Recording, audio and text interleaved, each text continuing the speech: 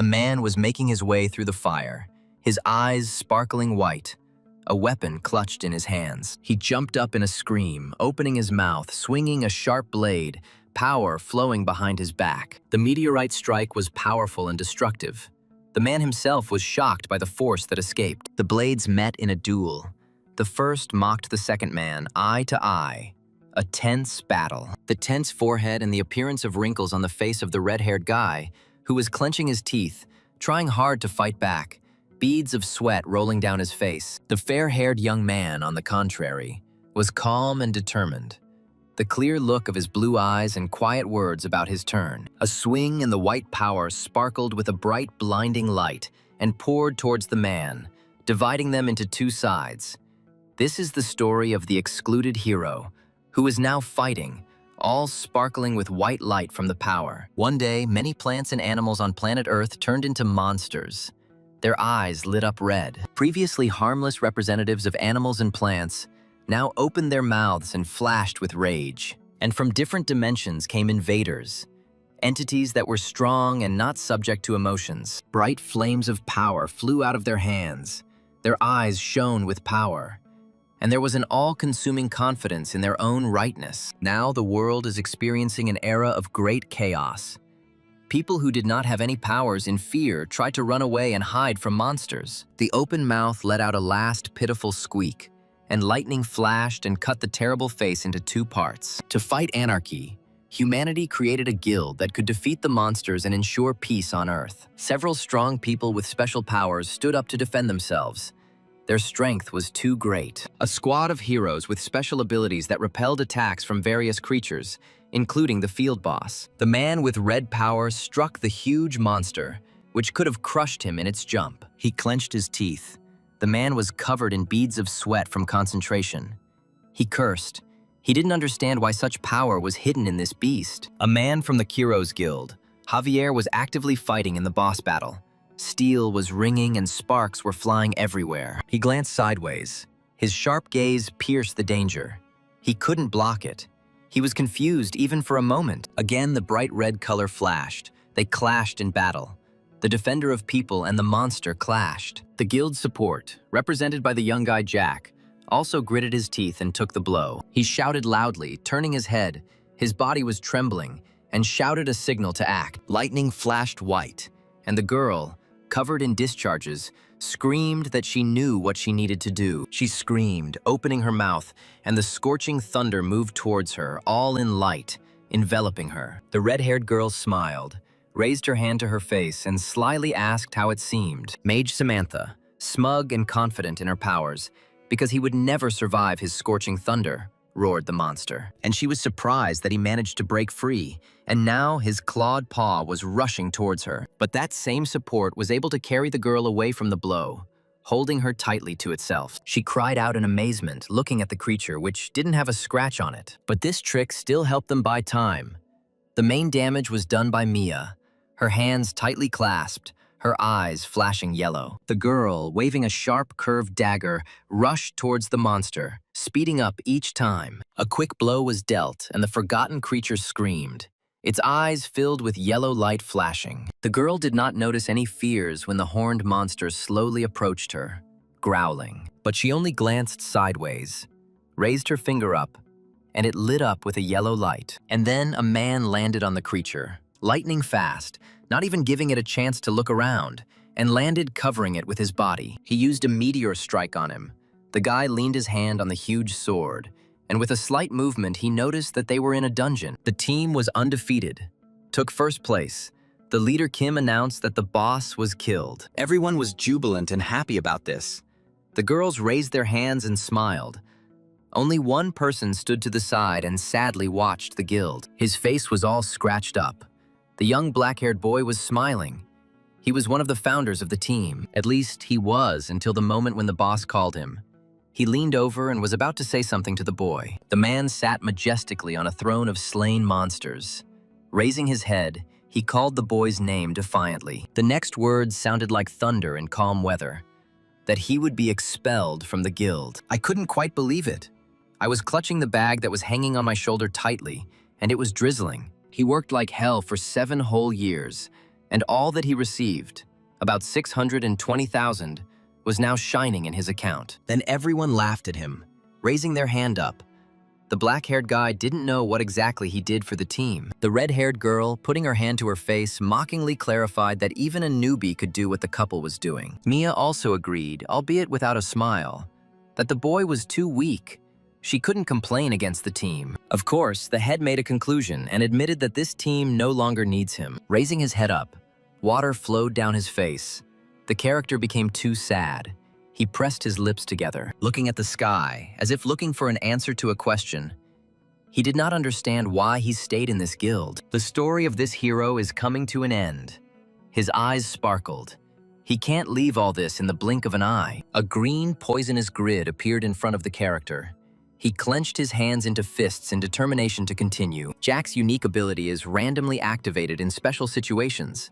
So now the character's eyes are glowing. After being expelled from Kiro's, the guy spent a whole week looking for a new guild. I sat in front of the computer all day long, ruining my eyesight, but I read and followed. As a result, after searching, I found what I was looking for.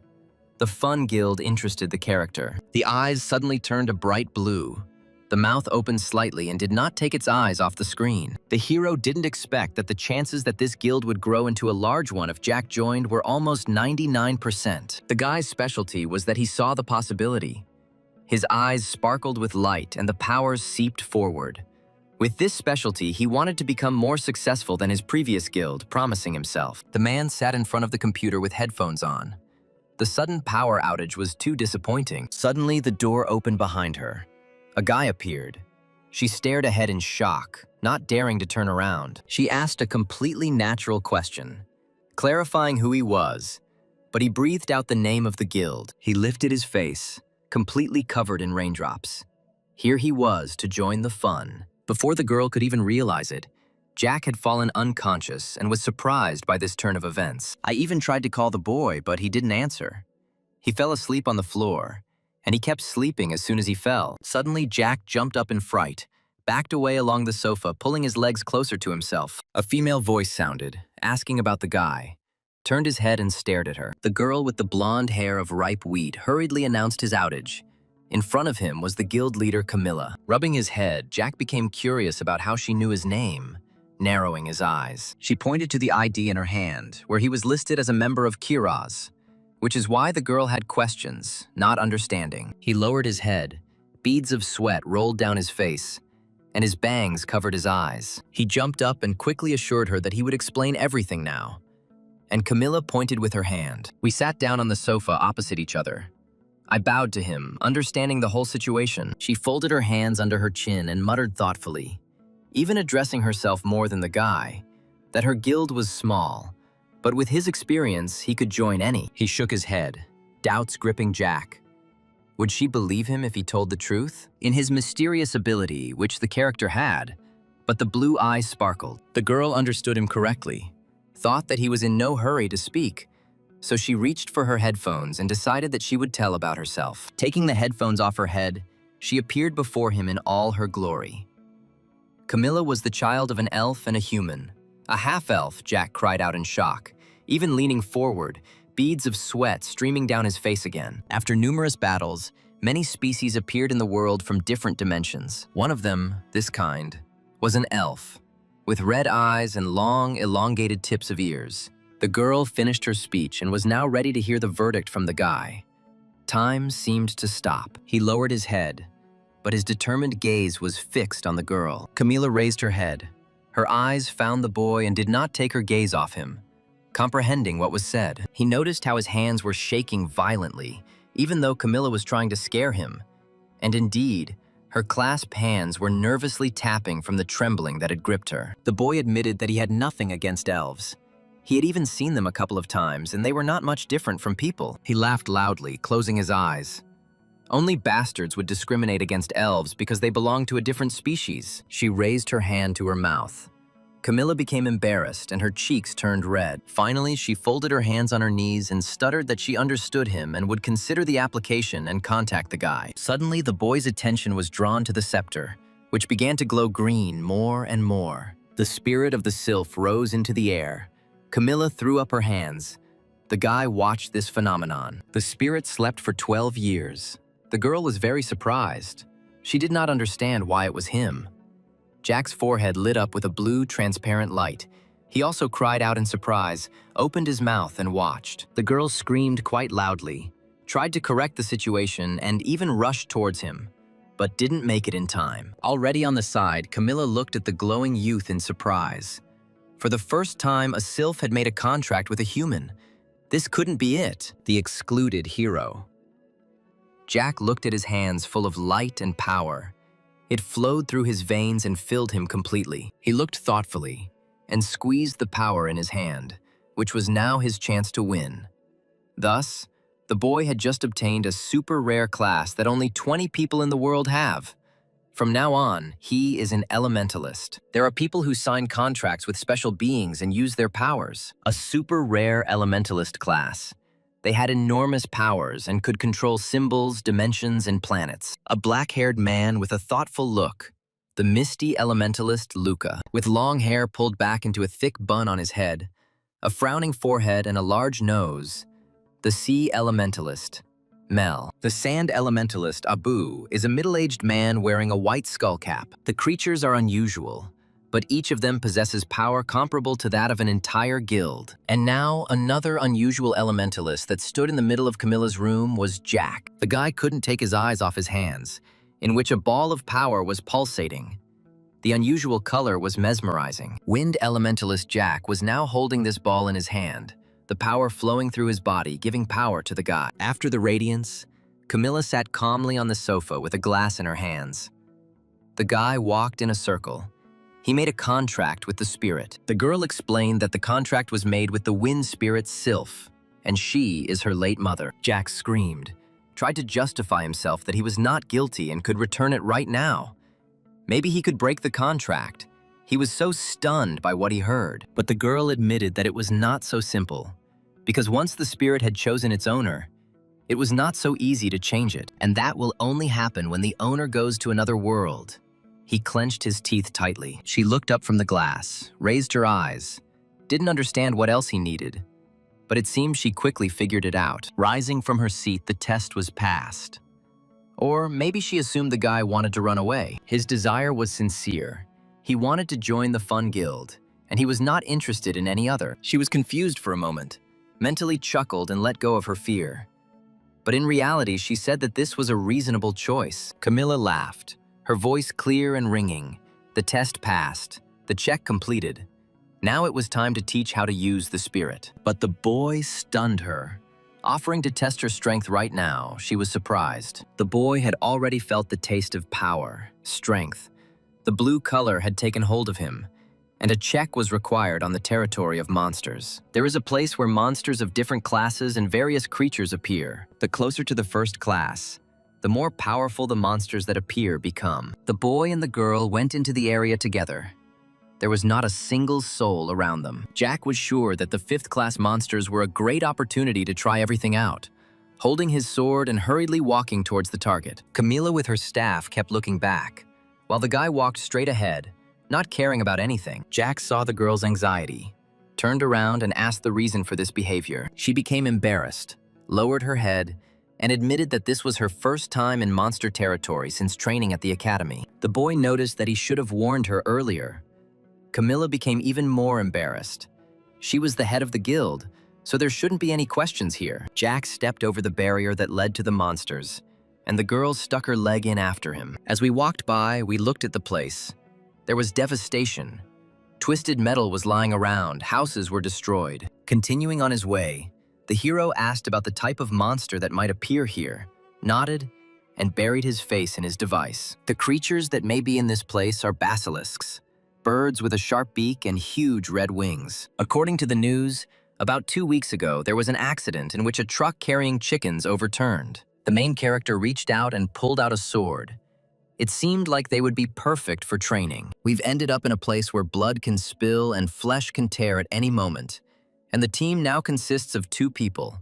He needs to take on many roles. Camilla gritted her teeth and stared in shock at the guy walking in front. Suddenly, I stood in a stance, felt someone eating in the parking lot, and stopped. Ahead of them, A sharp bird's beak peered out from the car and held the unfortunate man, who was already half swallowed. The fifth-class basilisk noticed the people, spread its wings and turned its muzzle with prey. The aura heated up. The guy and the girl prepared for something. They put forward a weapon tightly clutched in their hand. The boy looked at the girl and shouted for her to stay behind him. Support was needed. The huge flask flapped its wings and released the prey from its beak. Seeing new victims, it hurried towards them with a cry. She rushed straight at the hero. He took out his sword and it glowed blue, not letting her near him. But something was missing in the character. So he turned to the girl again and shouted loudly so that she could hear his demands. At this time, Camilla was already concentrating her power around herself, closed her eyes, and was completely glowing blue. The bird fell a short distance away. Jack stood ready to attack, but it did not move or make any sound. He turned to the girl. He was happy with the action. She couldn't keep silent. She boasted that she was the best graduate in her class. While the characters were chatting pleasantly among themselves, they didn't notice how a shadow flashed behind the cars. Camilla raised her head, noticed something, opened her mouth, and the tips of her sharp ears twitched. The little girl screamed about the danger behind Jack, and another bird flew at him with lightning speed. Immediately after the girl's words, Jack turned around sharply to see what was there, and his eyes sparkled blue. I examined the bird, immediately identified the danger spots, carried out the diagnostics myself, without any equipment. Everything happened quite quickly. The test was over. The eye began to turn pale. I looked carefully. I needed to find a way to avoid it, calculated all the actions, made a verdict that if you bend down, then the possibility of dodging will be an average percentage. High. Sparkled all over with light. Do not rush to turn to the monster. Was stalling for time. The force gave acceleration, and immediately the boy destroyed the monster. Only the cold, white steel of the blade flashed. Jack straightened up, and behind him lay the basilisk, a bird whose wings carried fear, cut into pieces. Camilla looked stunned, amazed at how quickly the boy found a common language with the spirit. She wouldn't have believed it if she hadn't seen it herself. That he had woken up a day ago. Jack squeezed his hands. He didn't understand what kind of monster it was. He tried to understand. He decided something for himself, leaned towards the basilisk's head, lifted it, offered to receive valuable items, and she nodded in agreement. He hovered thoughtfully above his head, wondering if this would be enough or if something more was needed. He raised his head and turned around sharply, shouting for the girl to be careful. His look was frightened. A creature was rushing from behind the unsuspecting Camilla, opening its mouth and threatening to step on the unfortunate woman. He carried the girl out from under the monster, asked about her health, she said, stuttering, without taking her eyes off the huge black bird. The girl did not understand why such a monster was on the territory of the 5th level. Jack prepared for battle, blocking her with himself. The man immediately realized that this was another type of monster, but he didn't know what class it was. A huge black one with fluff on its neck and a larger wing beat than the previous one. He tried to examine it. The blue eye lit up and flashed. The boy concentrated on it. The monster was too strong. The calculated probability of victory was too small. Without turning to the girl, I asked about the slowdown, and she said, not quite understandingly, she could only slow down for a moment, but the guy no longer heard. He was in a hurry to attack the monster. His eyes sparkled blue. The bird's muzzle, seeing the guy, headed towards him, opening its beak and sticking out its long tongue, emitting a roar. The creature spread its wings.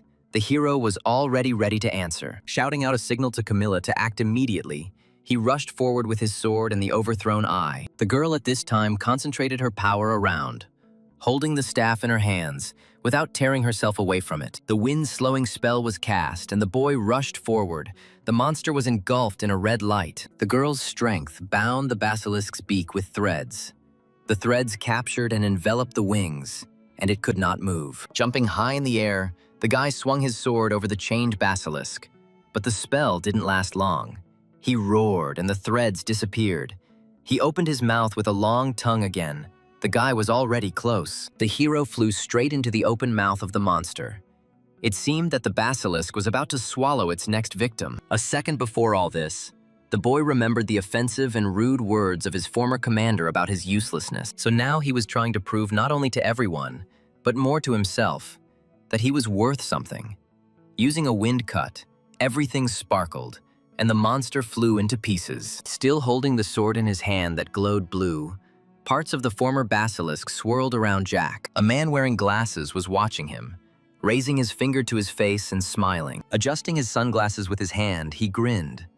The man in a short shirt was surprised to see another elementalist in this city. A horde of red monsters without eyes with a huge mouth of sharp, small teeth smoothly moved towards their target. The guy put his palms together and blue light poured out. He screamed, calling the monsters closer to him. The activation of the aggression skill happened perfectly.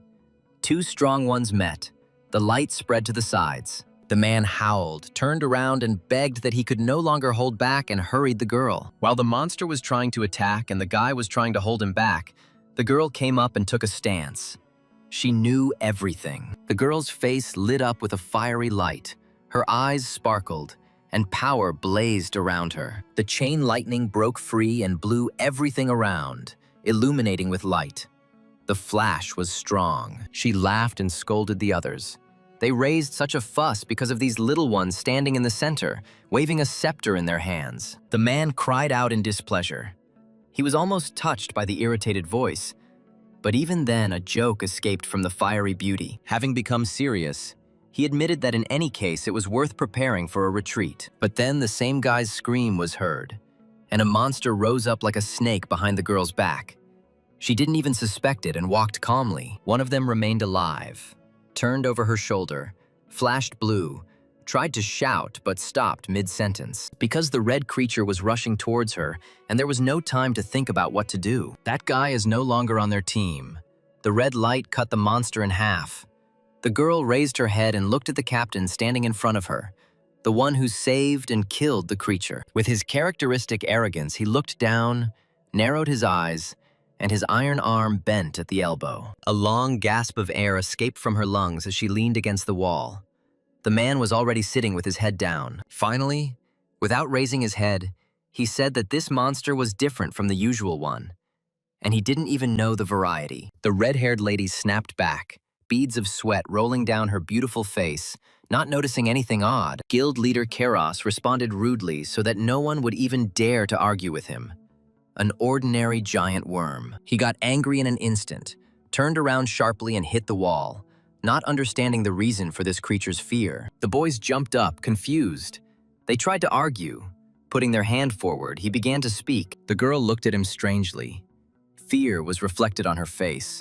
The man tried to look away. They saw Mia walking towards them, covered in blood, with a terrible expression on her face, holding a blade in her hand. She raised her head. Her red eyes flashed.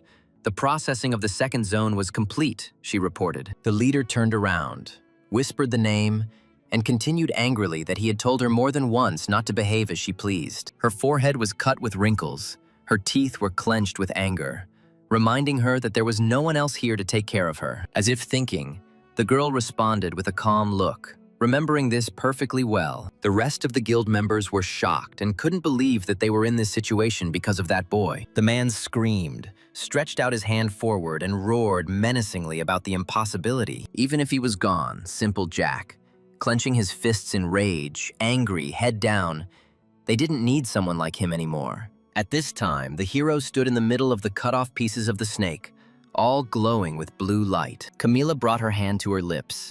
Watching the character who was calming his light, his eye was slowly beginning to fade. But the girl was impressed. She screamed and opened her mouth, single-handedly knocked down the giant. I mentally sent a question to the guy. Who he was? He clenched his teeth, as if Jack had somehow matured and was already a man. Some guy was secretly watching them and was surprised that the two of them took out the new type of monster themselves. He grinned. His glasses flashed angrily.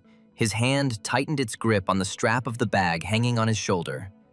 He was glad of the gold mine. A girl ran to Jack, worried, shouting about his health, nervous that he was wounded. Before she could catch him, the guy fell down like a dark sack, waving his staff, hurrying. She sat down next to me, put her arms around my shoulders, and constantly asked about my well-being, worrying. The boy whispered, stretching out his hand to Camilla.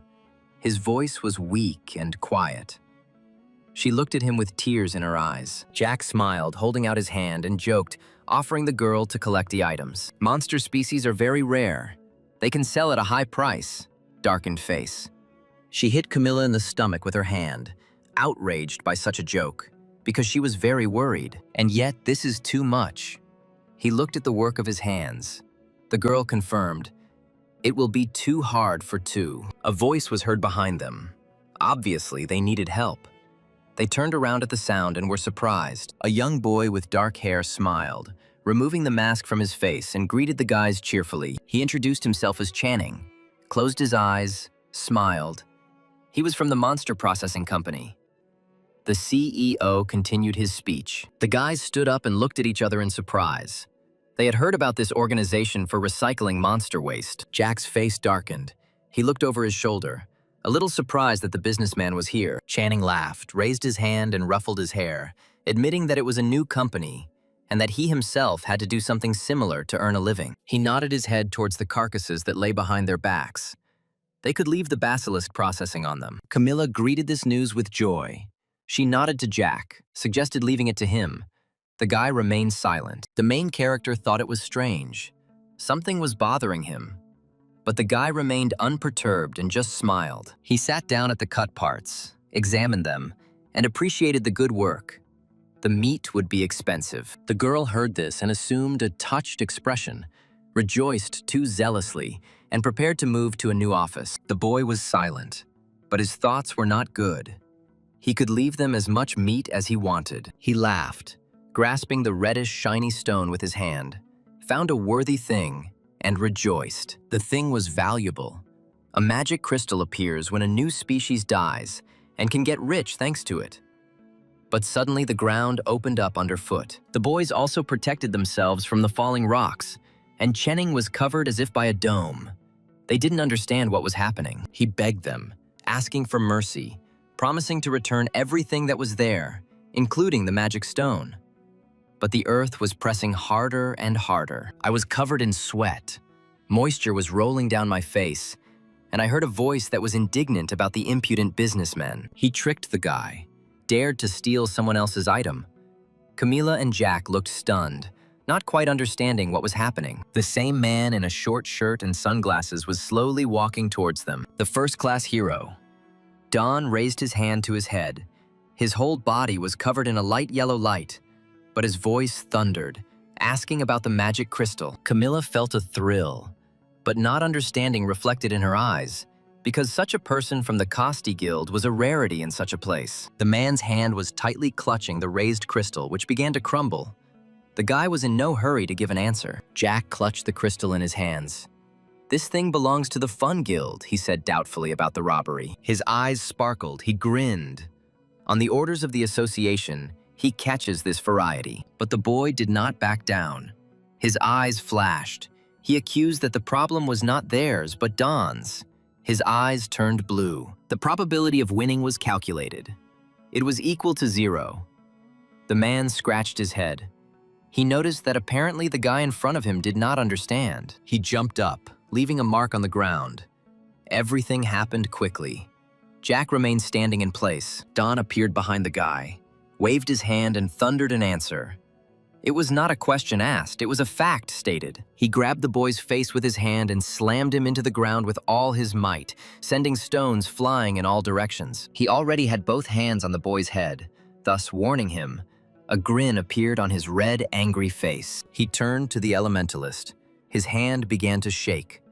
Jack's eye flashed. He tried to look, squinted. At this time, Channing, restrained by stones, was lamenting the fact that he had to meet this guy right now. Don was the most powerful leader in the Bone Guild, and there were many rumors and speculations about him. He was also the only elementalist in the entire world, a transcendental hero. Camilla pointed her staff at Don, asking in a trembling voice to let Jack go. The blue color flowed, but a voice warned her to stand still and not move. The warning hung in the air.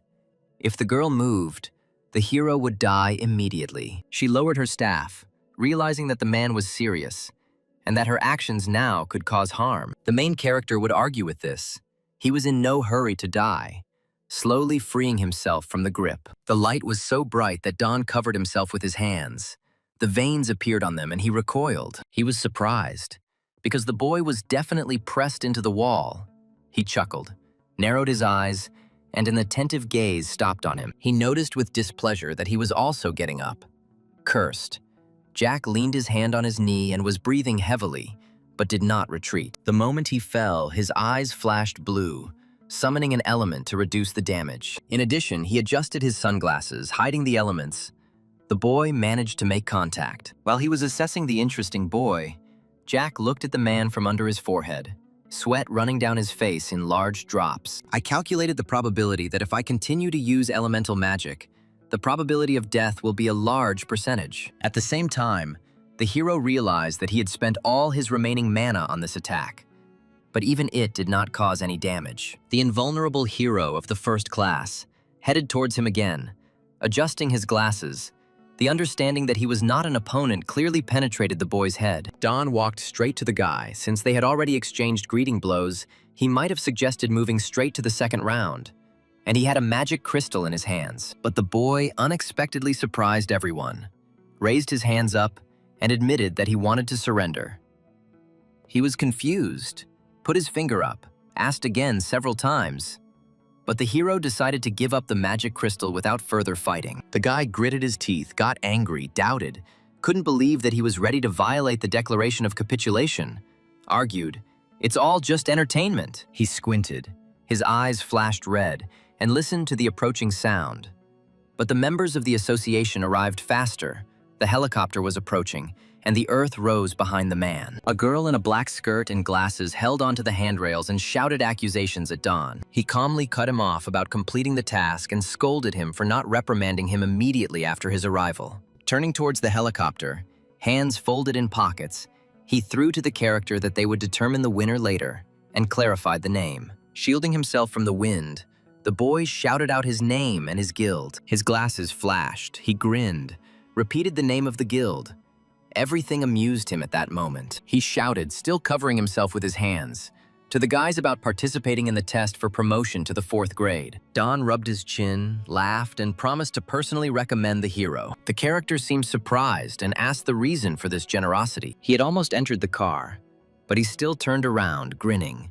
He just wanted to do that. I sat down more comfortably, leaned back on my hands, asked my assistant to write a letter of recommendation. The girl screamed, "The test is in 2 days and it's very difficult to send the letter already." Sweat started to run down my face as I heard that their guild was not even registered. But then the man heard a voice full of concern. She saw that there was a wound on her elbow, which surprised her. She lamented the impossible, but Don no longer heard. He was lost in his thoughts. He was happy for the first time in a long time. Later in the room, Channing begged for forgiveness on his knees, nodded his head and prayed, saying that he had made a mistake. Rubbing his hands, Jack was angry, did not want to listen to the apology, was immediately ready to give him a thrashing. The guy got scared, asked to listen to him. He raised his finger, smiled, overheard their conversation, asked about participation in the promotion to the 4th grade. He leaned forward. The test was in 2 days. It was worth changing the equipment right now. Jack asked again with interest. He noticed that the sword's service life had apparently come to an end. Suggested going to a workshop he knew. They would sort it out. Put his hand to his chest and knocked. The characters looked at each other, thought about the boy's words, and their eyes lit up with decision. Channing led the way, throwing open the doors and putting his arms out to the sides, and the boys followed behind him. Jack looked around the room. They flashed blue and chuckled. There was no one here. Camilla was angry, started to go to the boy. "They won't fall for the trick," he waved his hands, arguing. While the boy was calming the already enraged children, a voice came from the darkness. The man raised his hammer and made a voice, warning menacingly that today was a day off. He put his weapon on his back, and a short man with a thick black beard inquired about their arrival.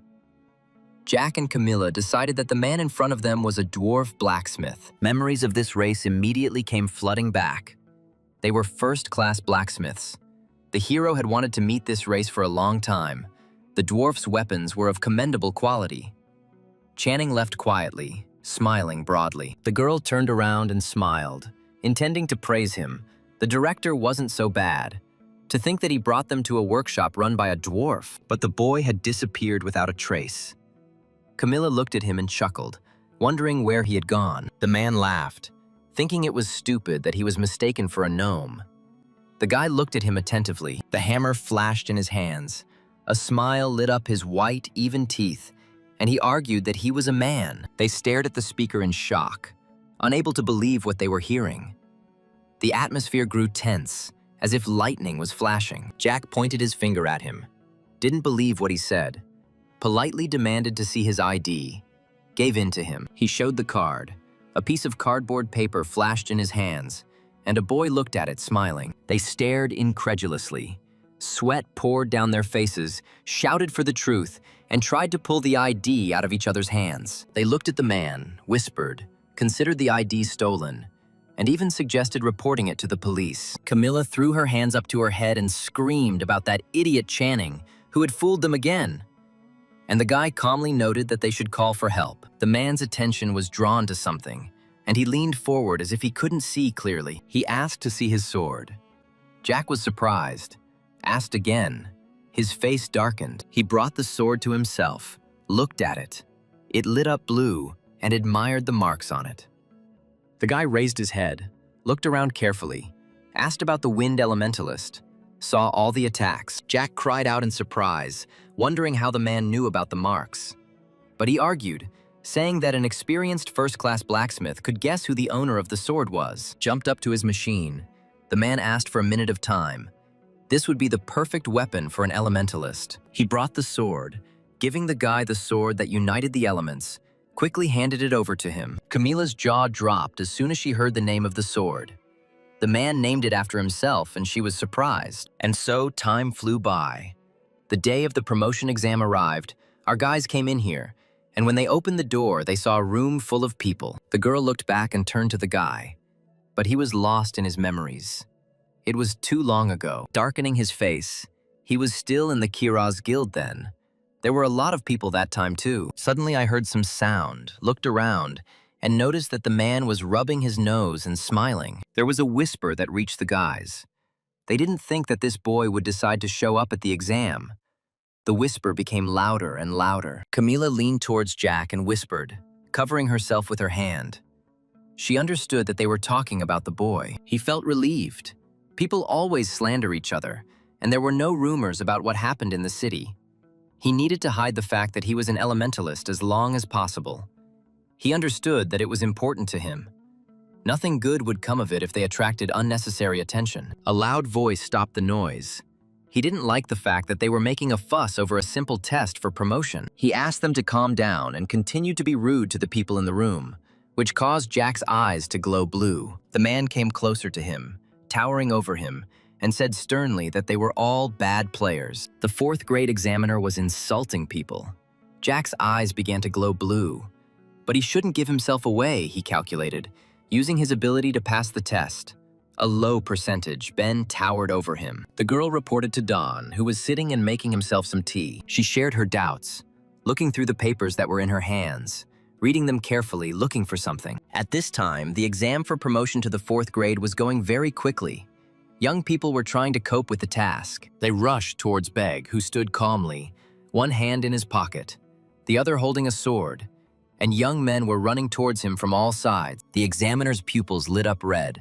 He clenched his teeth and his jaw muscles began to clench. The first thing to do was to study Ben, attack him immediately after the battle began. Such a reckless strategy, the man thought. They are all weaklings and dumbasses. The sword returned to the belt.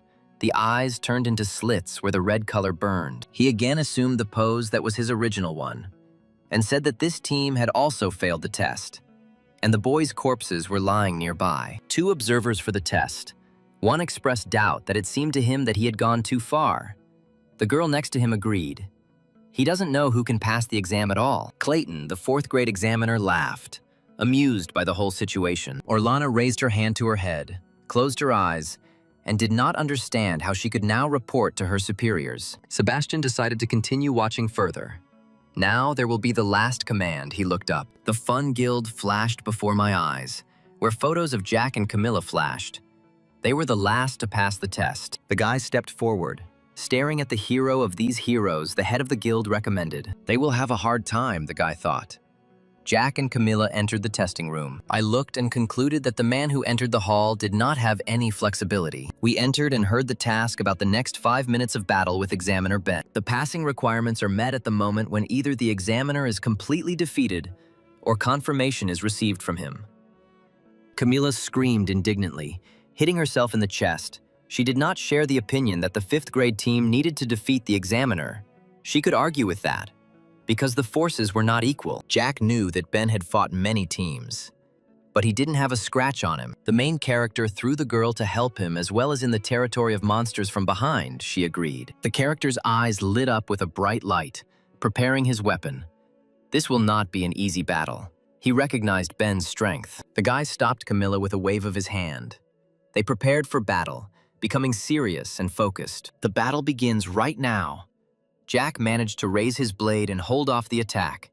Ben attacked immediately after it began. The fist was rushing towards Camilla, she screamed, turning to the guy, holding it with air, but it was getting closer to its target. He was very surprised when his fist turned blue, but his face remained impassive. Ben's red eyes glanced at the guy.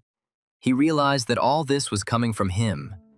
He correctly confirmed his thoughts. Thus, having confirmed that the letter of recommendation was not fake, blue color began to flow from the character's hand towards the examiner. Ben shouted, kicking Camilla away, the girl flying to the side with a wave of air. Red eyes flashed. A sword was clutched in his hand. A man flashed like a dark shadow. The swords clashed. The guy held them with both hands, while the examiner easily and deftly controlled them with one. His strength was failing him. It was hard for Jack.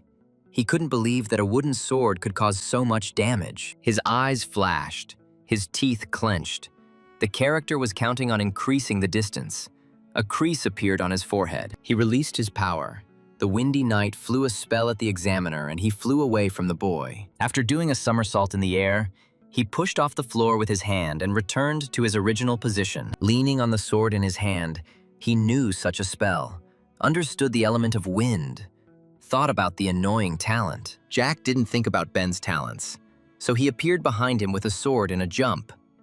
It seemed that the examiner didn't notice him. The girl repeated her question to Dawn once again, because the written letter of recommendation would work against them. The man grinned, raising the glass of liquid to his mouth. The lenses of his glasses flashed, and an answer came from him. The swordsman, who was cutting through the air in the testing room, turned around sharply, and his face acquired a terrible expression. His features became sharper. His veins stood out. He sent several spells at Jack, alternating one after another. A whole barrage of lightning-fast blows flew at him. Having met the body, they cut the guy to pieces. He screamed. Drops of blood flowed down, and he clenched his teeth. He sank to the floor. Ben towered over him, smiling, his hands in his pockets, safe and sound after so many attacks, now looking at the hero. He lowered his head, coughed up blood. It continued to flow out of his mouth, not as fast as he had been. The main character still felt the consequences of past battles. With the basilisk and Dawn, memories flashed right there. The examiner loomed over the boy like a displeased shadow. His sharp words were rude and offensive, and he didn't keep quiet about the letter of recommendation. He warned that he would destroy the boy right now, but while drawing his spell from above, Camilla tried to act silently. She shouted for him to leave the guy alone, released a spell net at him. The blue color flared up and obeyed its owner. There was an explosion. Ben jumped back. Jack covered himself with his hand from the stones and light. Camilla appeared in front of the boy, angry and beautiful. She decided to deal with it herself, leaving the guy behind her. She had to do this. She couldn't stay forever behind Jack, his gaze expressing determination, his clenched teeth ready for battle. I calmly clarified a couple of points. The examiner called the girl stupid. He was already standing in his place and watching her, raising her hand to her hair, opening her ears, showing the sharp tip. She introduced herself as the head of the Fun Guild. Ben laughed, saw and realized that the girl was an elf. It was funny and interesting for him. Opening her mouth in a quiet scream, she rushed at the examiner, who became curious about how far she would go. Unlike the usual Mana, he became interested in her. The light scattered. Confirming his opinion about her stupidity, she stepped back, covering herself with her hand. She closed her eyes and began to dissolve into all of this. The elves could hear the flow of power, and now it had taken possession of Camilla. It seemed as if she was falling down into a black space, doing everything with her eyes closed. Suddenly, light poured from the staff of light. Camilla screamed and sent a windy arrow. This absurdity made me angry. Apparently, the girl thought that it would work at such a close distance. But suddenly her gaze caught on movement. He cried out indignantly that he had prepared only one blow, turned around, and easily parried it with his sword. But the air swirled behind him. His eyes narrowed, trying to concentrate. He was amazed by the weaving and the fact that the 5th grade was using such a complex skill, deftly fighting off attacks. And also the hexagonal magic unexpectedly surprised the man. The girl continued to release her magic. Covering herself with her hand, Camilla looked out, squinting. He got a good one from her, even if he was the examiner. He grinned, agreeing that the idea was good. To corner him and close the distance. A good move. The man appeared quickly enough behind the girl. Her movements were still too slow, and the sword ended up pointed at her neck. Eyes opened in realization that the man had been able to overcome the 7-sided magic. He also saw Jack, who took up his weapon and headed for the attack that Ben had been waiting for, and was standing waiting next to the girl. The guy clutched his weapon tighter. The examiner was too arrogant. This would be the reason for the defeat. Swinging his sword, but it can't absorb mana. And the hero just used it all up. He swung his sword again. Light began to emanate from it. His eye lit up with renewed vigor. He was determined to gather the rest of his strength. The wind and blades struck together. They hit, ran up, and rushed forward. The guy was focused on the upcoming blow. His eyes were blazing blue, which stretched slowly. A man in a black suit stood with his hands folded behind his back and silently thought, looking out the huge panoramic window. The fair-haired young man entered the office anxiously and began to give a report on the team's status for the day. Without changing his position, he turned to look at the speaker and continued to remain silent in anticipation. He turned around and spoke in more detail about the guy who became Jack's replacement in the Kuro's Guild. And the man was the head himself. He cried out, getting angry. He could not believe that such a young man as their former accomplice in the group was able to go forward. He leaned over, reading his papers. The results of the examination indicate that he is still in the adaptation stage and looks somewhat unbalanced. The boy was sweating, looking for some information about Jack. And with trembling hands, he tore out sheets of paper from his notebook. He turned around abruptly and screamed, remembering this scumbag.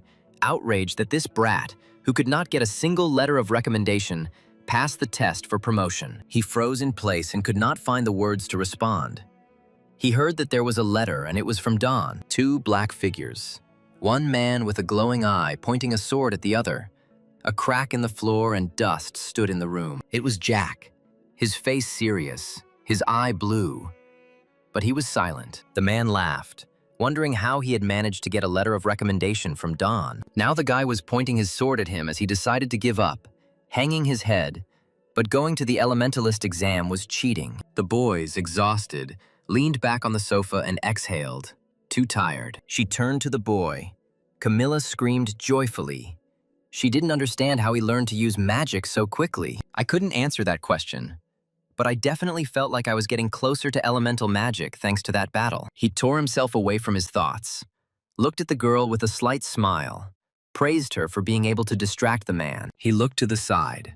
They still somehow managed to win the exam battle, but there was still an exam interview left. The young people left the office, saying goodbye, satisfied. The boys sat on the sofa and watched them, became interested and listened attentively, and were a little afraid of the upcoming conversation. They were invited to go inside.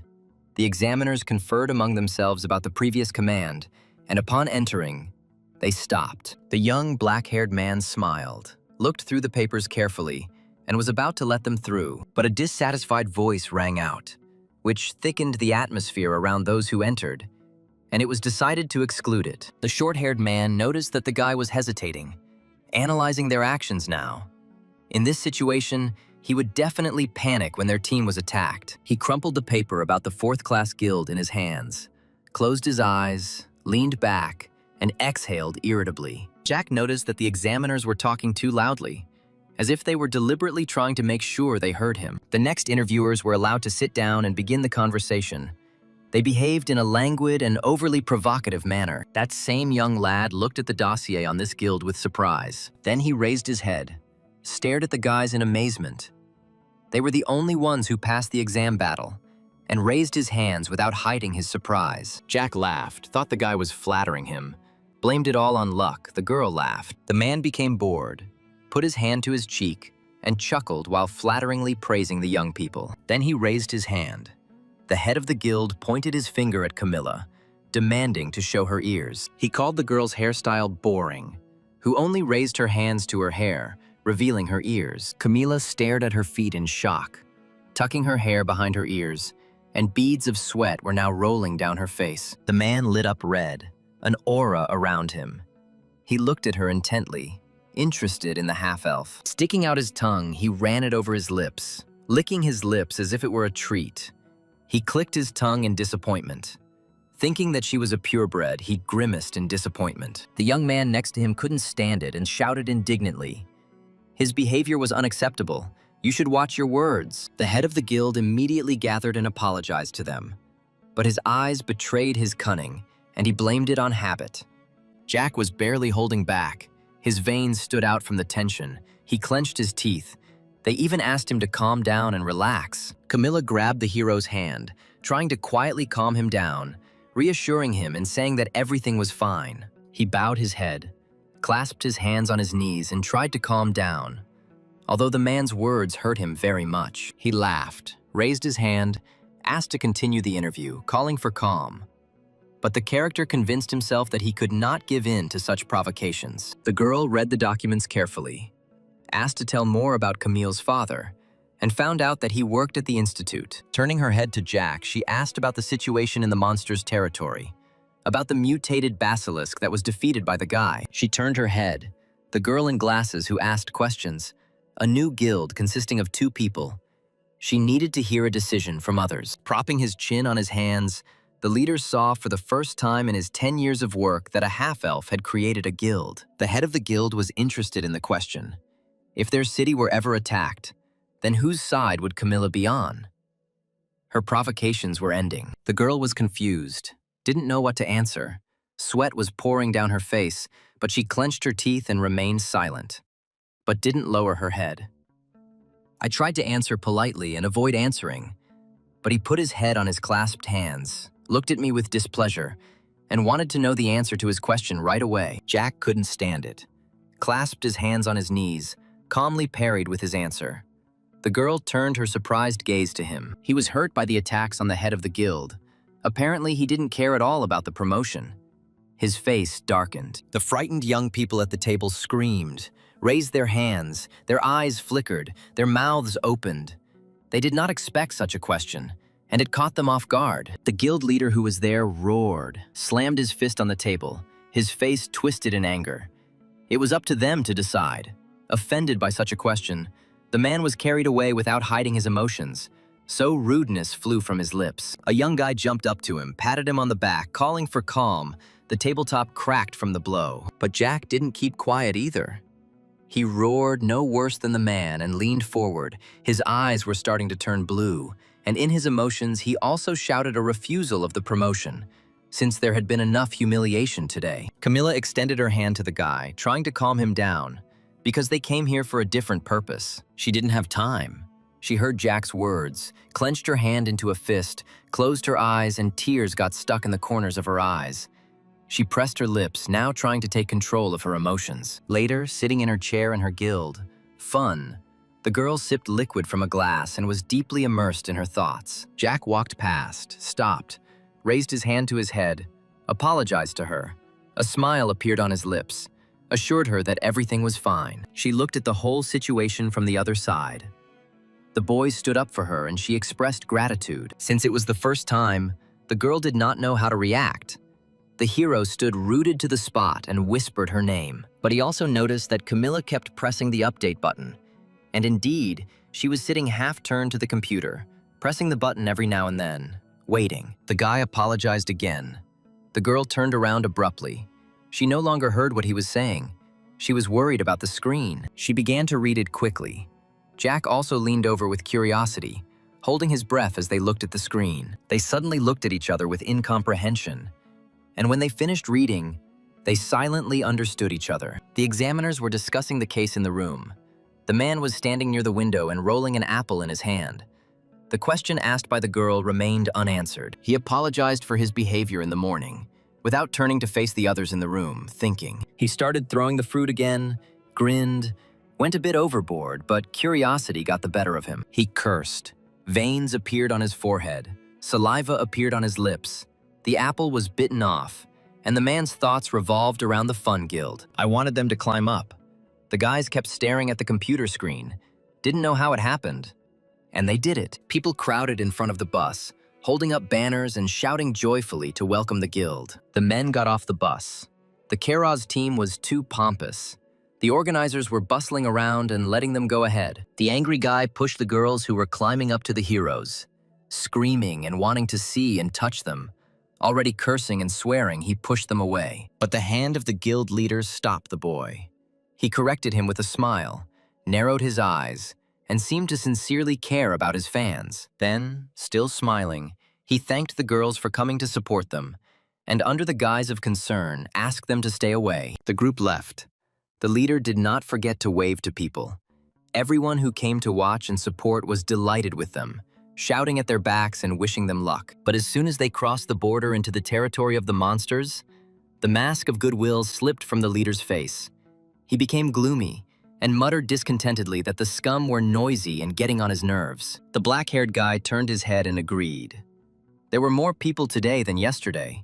They could only be surprised at their quick appearance. The voice behind Hunter mentioned the woman at the entrance, turning to him, listening carefully. The boy in the cap pressed his fist to his mouth and burst into laughter, spoke unflatteringly about the woman, and continued to judge her ugliness. He didn't lag behind the leader. He continued asking about the girl's taste. The rest of the team members already started looking at him sideways. He stopped, narrowed his eyes, and almost proudly announced that he would be bringing a few pretty girls with him this weekend, and suggested going to a club with them. The girls were outraged by the behavior of the newcomer. They are right there and don't like the discussion. But he winked playfully at the girl and suggested that she go with them. She was confused and didn't understand the reason. Her cheeks turned red just hearing about the male models who were eager to meet her. He laughed. His eyes turned into slits. He persuaded her to invite handsome guys, but he himself thought that it was easy. He just had to persuade her and the girl would fall for it. But he glanced at Mia, who was walking with her arms folded across her chest, and he didn't know what was on her mind. He had no idea. Turning around, the girl asked about the newcomer, who abruptly turned away from her and shook his head. Guildmaster Kiraz glanced over his shoulder at his team, the boy's babble reaching his ears. Young people walked up to them, waving their hands cheerfully, smiling and showing good nature. The guild stopped in front of them. They hadn't seen each other for a long time, several months since the last meeting. The leader agreed. The man with the scar on his face showed interest in the boy who was with them. He repeated his question about the boy who was carrying things, and the chief glanced over his shoulder at the newcomer. He explained that he had left the team, and now there was a newcomer with them who had recently joined them. The boy introduced himself and stated his role. The man was genuinely upset. The leader was surprised by such behavior.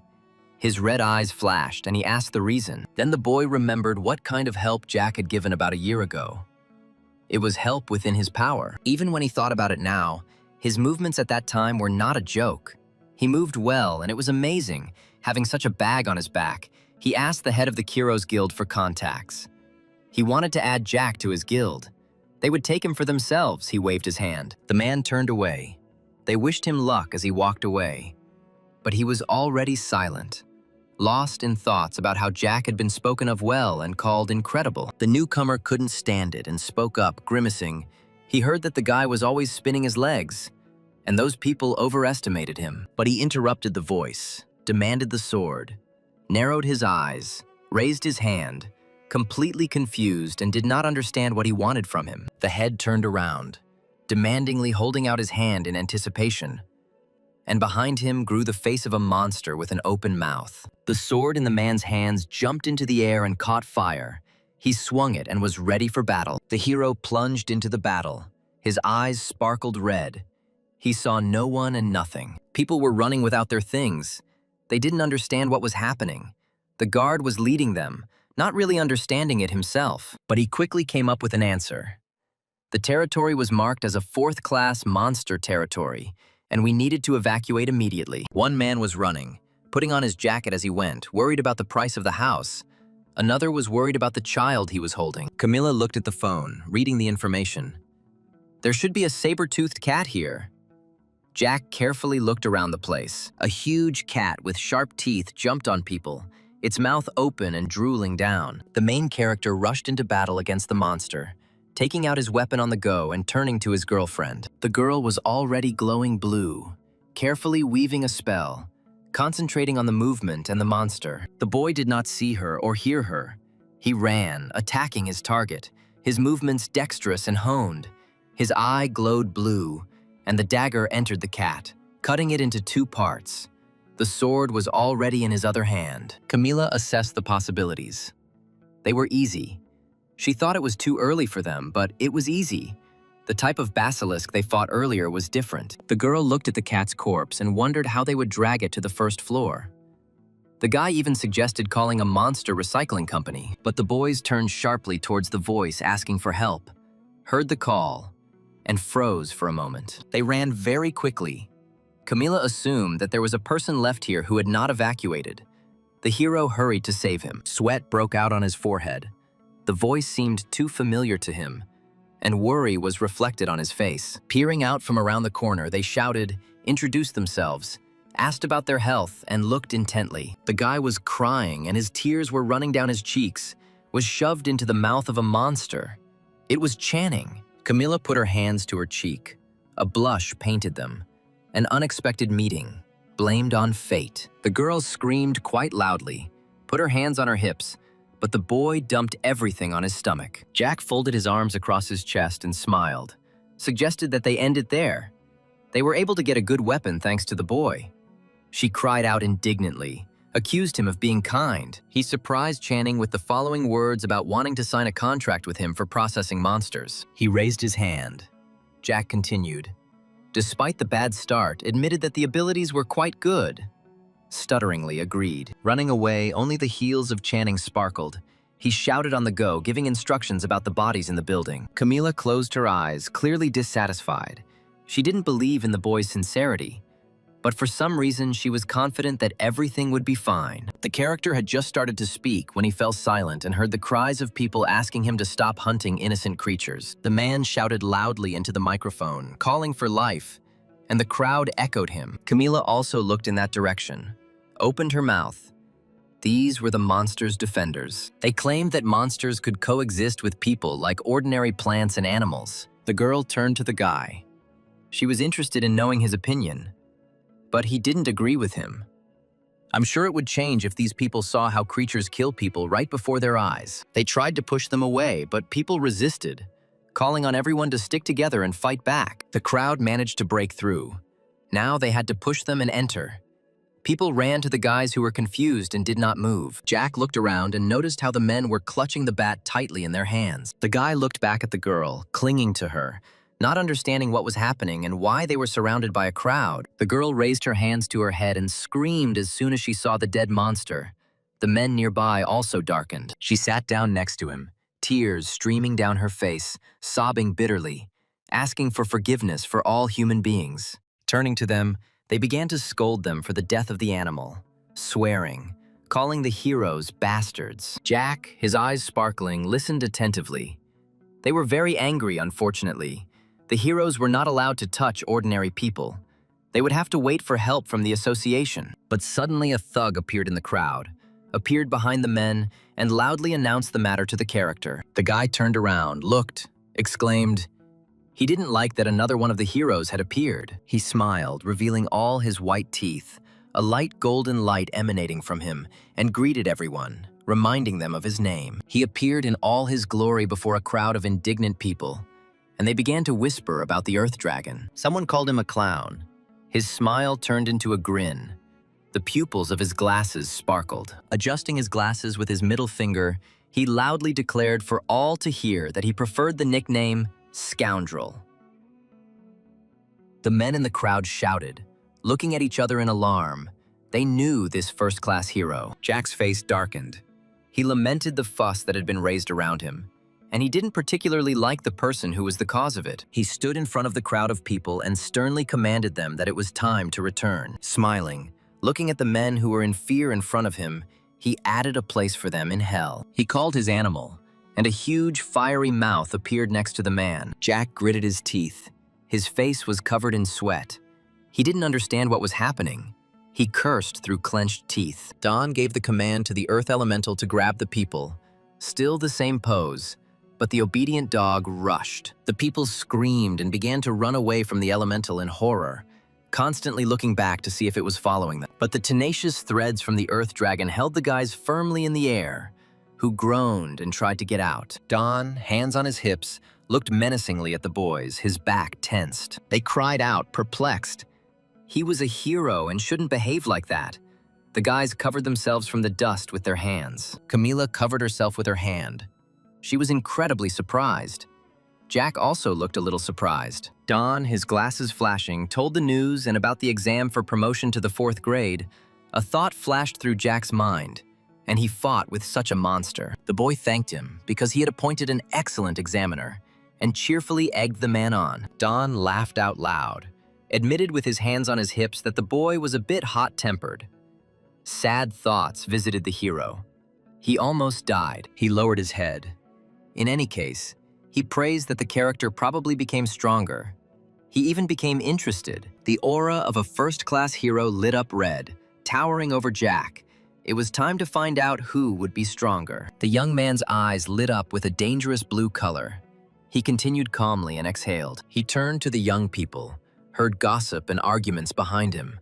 Camila screamed about the other guild members. Raising his head, Don expressed his opinion about too many eyes being here, even suggested moving to another place. The construction was in full swing.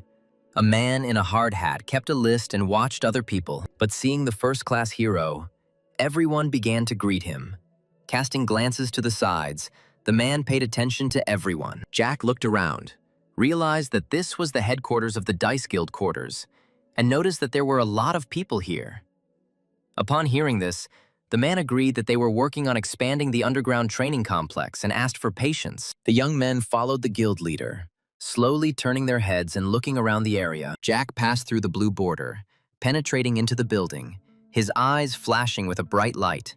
The sounds of construction died down. Camila smiled widely and sincerely admired the room. The delight was connected with such a huge dome of magic. She estimated how much money was spent. In response to the guy's question, she screamed, pointed her finger, and named a sum that shocked him. They turned around at the sound of the voice, and behind them stood a black-haired girl who thanked them for their delight. Adjusting her glasses with her fingertips, the girl smiled. She was pleased that there was interest. And Deputy Head Jenny also named the price of this building. The guys were confused. They looked at each other. They thought that Dawn was the deputy. They thought that the girl was an ordinary secretary. The leader approached quietly, greeted Jenny, asked her to prepare everything for the meeting. She laughed and agreed to help, but then her face changed. She clutched her cheek with her hand, screamed, and scolded the man who had ignored the schedule and gone somewhere. Jack watched the show, his thoughts wandering around the head, not liking the noise, no matter if they were outside or inside. Afterwards, they sat down in soft chairs. The leader clutched a glass in his hands. The guys tensed up in anticipation. Don lowered his head and looked at the glass, eventually leading the young people to the reason for the invitation. Jack darkened, turned his head, expressed his guess, and stared from under his forehead in anticipation. He agreed, and immediately everything around was illuminated by a bright yellow light that blinded. The Fun Guild froze with their hands folded on their knees. Unexpectedly for everyone, the elemental of dawn, a fiery dog, appeared. The guy stared at him. The first-class hero, smiling and warmly patting his elemental on the head, introduced him to everyone. The boy immediately remembered him recently, and what form it was last time. Too big a difference, he agreed, stunned. The dog turned to his owner, tried to get rid of him, referring to a bunch of things to do with the construction site. But Don assured him that there would be a short delay. The elemental Moo turned to Jack with interest. The boy waved his hand and said, "Hello." He ran up to the young man and nuzzled his hands. Camilla sat there, clenching her fists in emotion and delight. While the girl continued to pour out rays of love, Dawn asked to release the boy of his elemental, to show him, and nodded in agreement. A round, bright blue ball began to flow in his hand. The guy looked at it carefully. His face became focused. Mu exhaled in surprise, not believing that there was an elemental in front of him, and even opened his mouth, in which the kernels of teeth were glowing. Dawn guessed that the boy had a wind elemental, and the dog enthusiastically saw off the spirit. The man raised his head. This is the reason he called the guys here today. He wants to talk to them seriously. He admitted that the only elemental discovered in the country today is Mu, and this has not changed during the 17 years of his work. The hero also continued that he looked at Jack's heroic dossier, but could not find anything related to this elemental. The only interesting thing is that the guy left the Kuro's guild and joined the fun, but did not want to conclude that the elemental was just received. Jack didn't know what to say or how to explain Sylph's appearance to him. Then he looked helplessly at the girl next to him. She agreed to tell. She looked at Dawn, began her story, and from the very first words made the man lean forward with interest. The girl explained that it was her mother. She was the owner of the previous one. Sylph was the spirit of a woman. The head of the guild rubbed his chin and chuckled. Who would have thought that the guy would end up signing a contract with an elemental?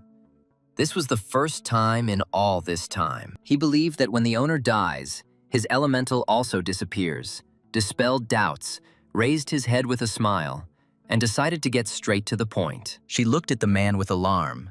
She didn't understand.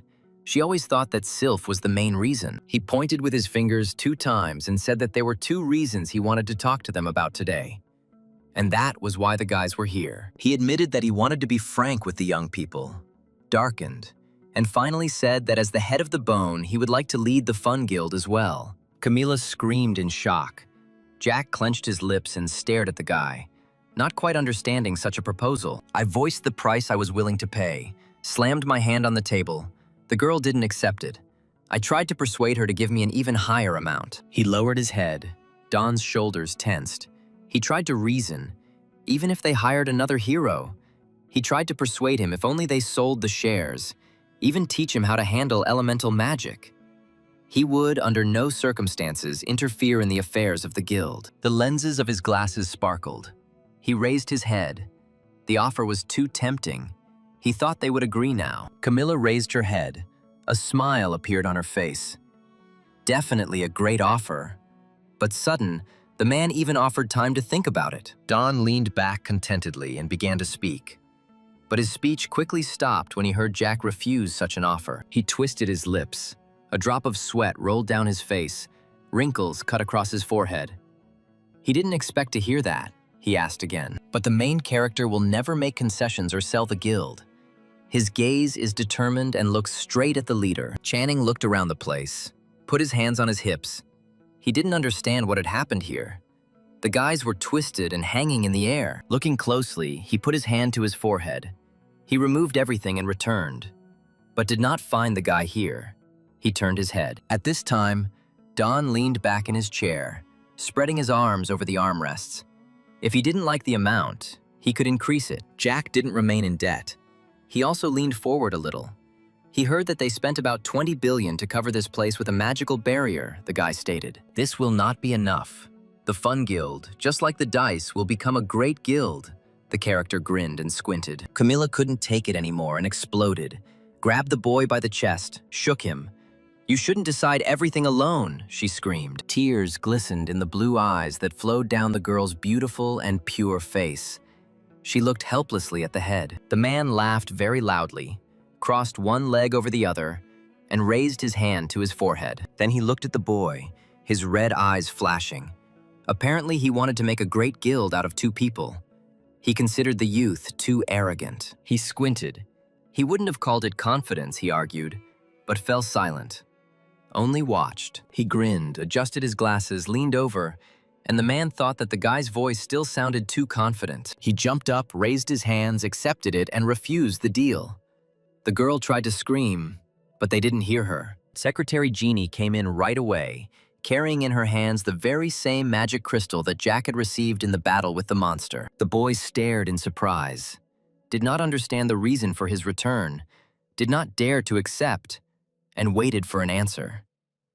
The association finished its research, was going to hand over the crystal after capturing the Fun Guild, smugly enjoying the knowledge that he was very good as an elementalist mentor. Jack had already pulled out the crystal. He would accept it with gratitude. But he did not understand the reason for so much fuss. He held the red stone in his hand. Elementalists can increase their power by absorbing it from such magical crystals as the one that was now in the boy's hands. Don spoke mesmerizingly while the ball glowed in the hero's hands. "It is worth collecting them," the man suggested.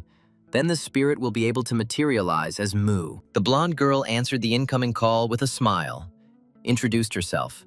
The International Union for the Protection of Creatures was working at full capacity. There were many like her, and they all talked on the phone and recorded cases. Another woman approached her, asked about the next volunteer trip, leaned back in her chair and stuttered. While chatting sweetly with each other, they remembered their grandmother who hugged them. The lady in the chair laughed and agreed with her. She narrowed her eyes, hoping that other people would understand too.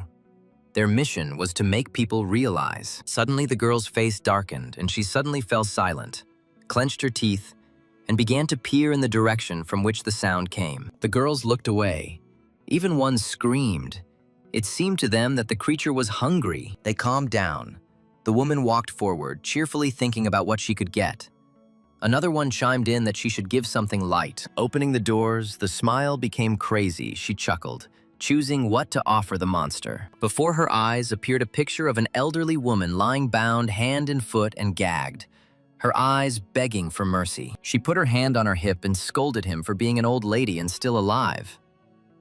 A girl came up to her, folded her arms across her chest in displeasure, and seemed too lively for an elderly person. The old woman began to shake. Her face turned red. She squinted and tears began to stream down her eyes. A huge mouth rushed towards her. Sharp fangs and crazy yellow eyes saw the target in front of them. The woman stood behind the bars, smiling and holding her hand to her lips in delight, praising the cat who was eating. A girl came up to her. They started talking among themselves.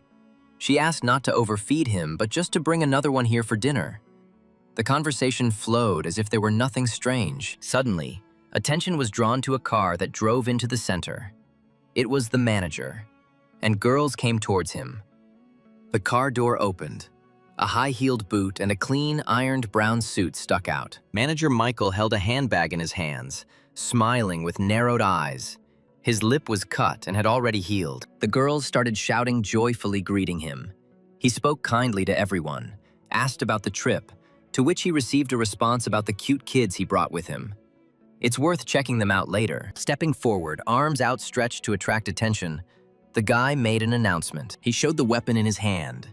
It was a pistol with a purple charge and interested everyone present. There was some whispering in the office, but the guy walked forward, explaining with each step, reminding them of the basilisk in the monster's territory. Approaching the creature in the cage, the previous individual had problems with control.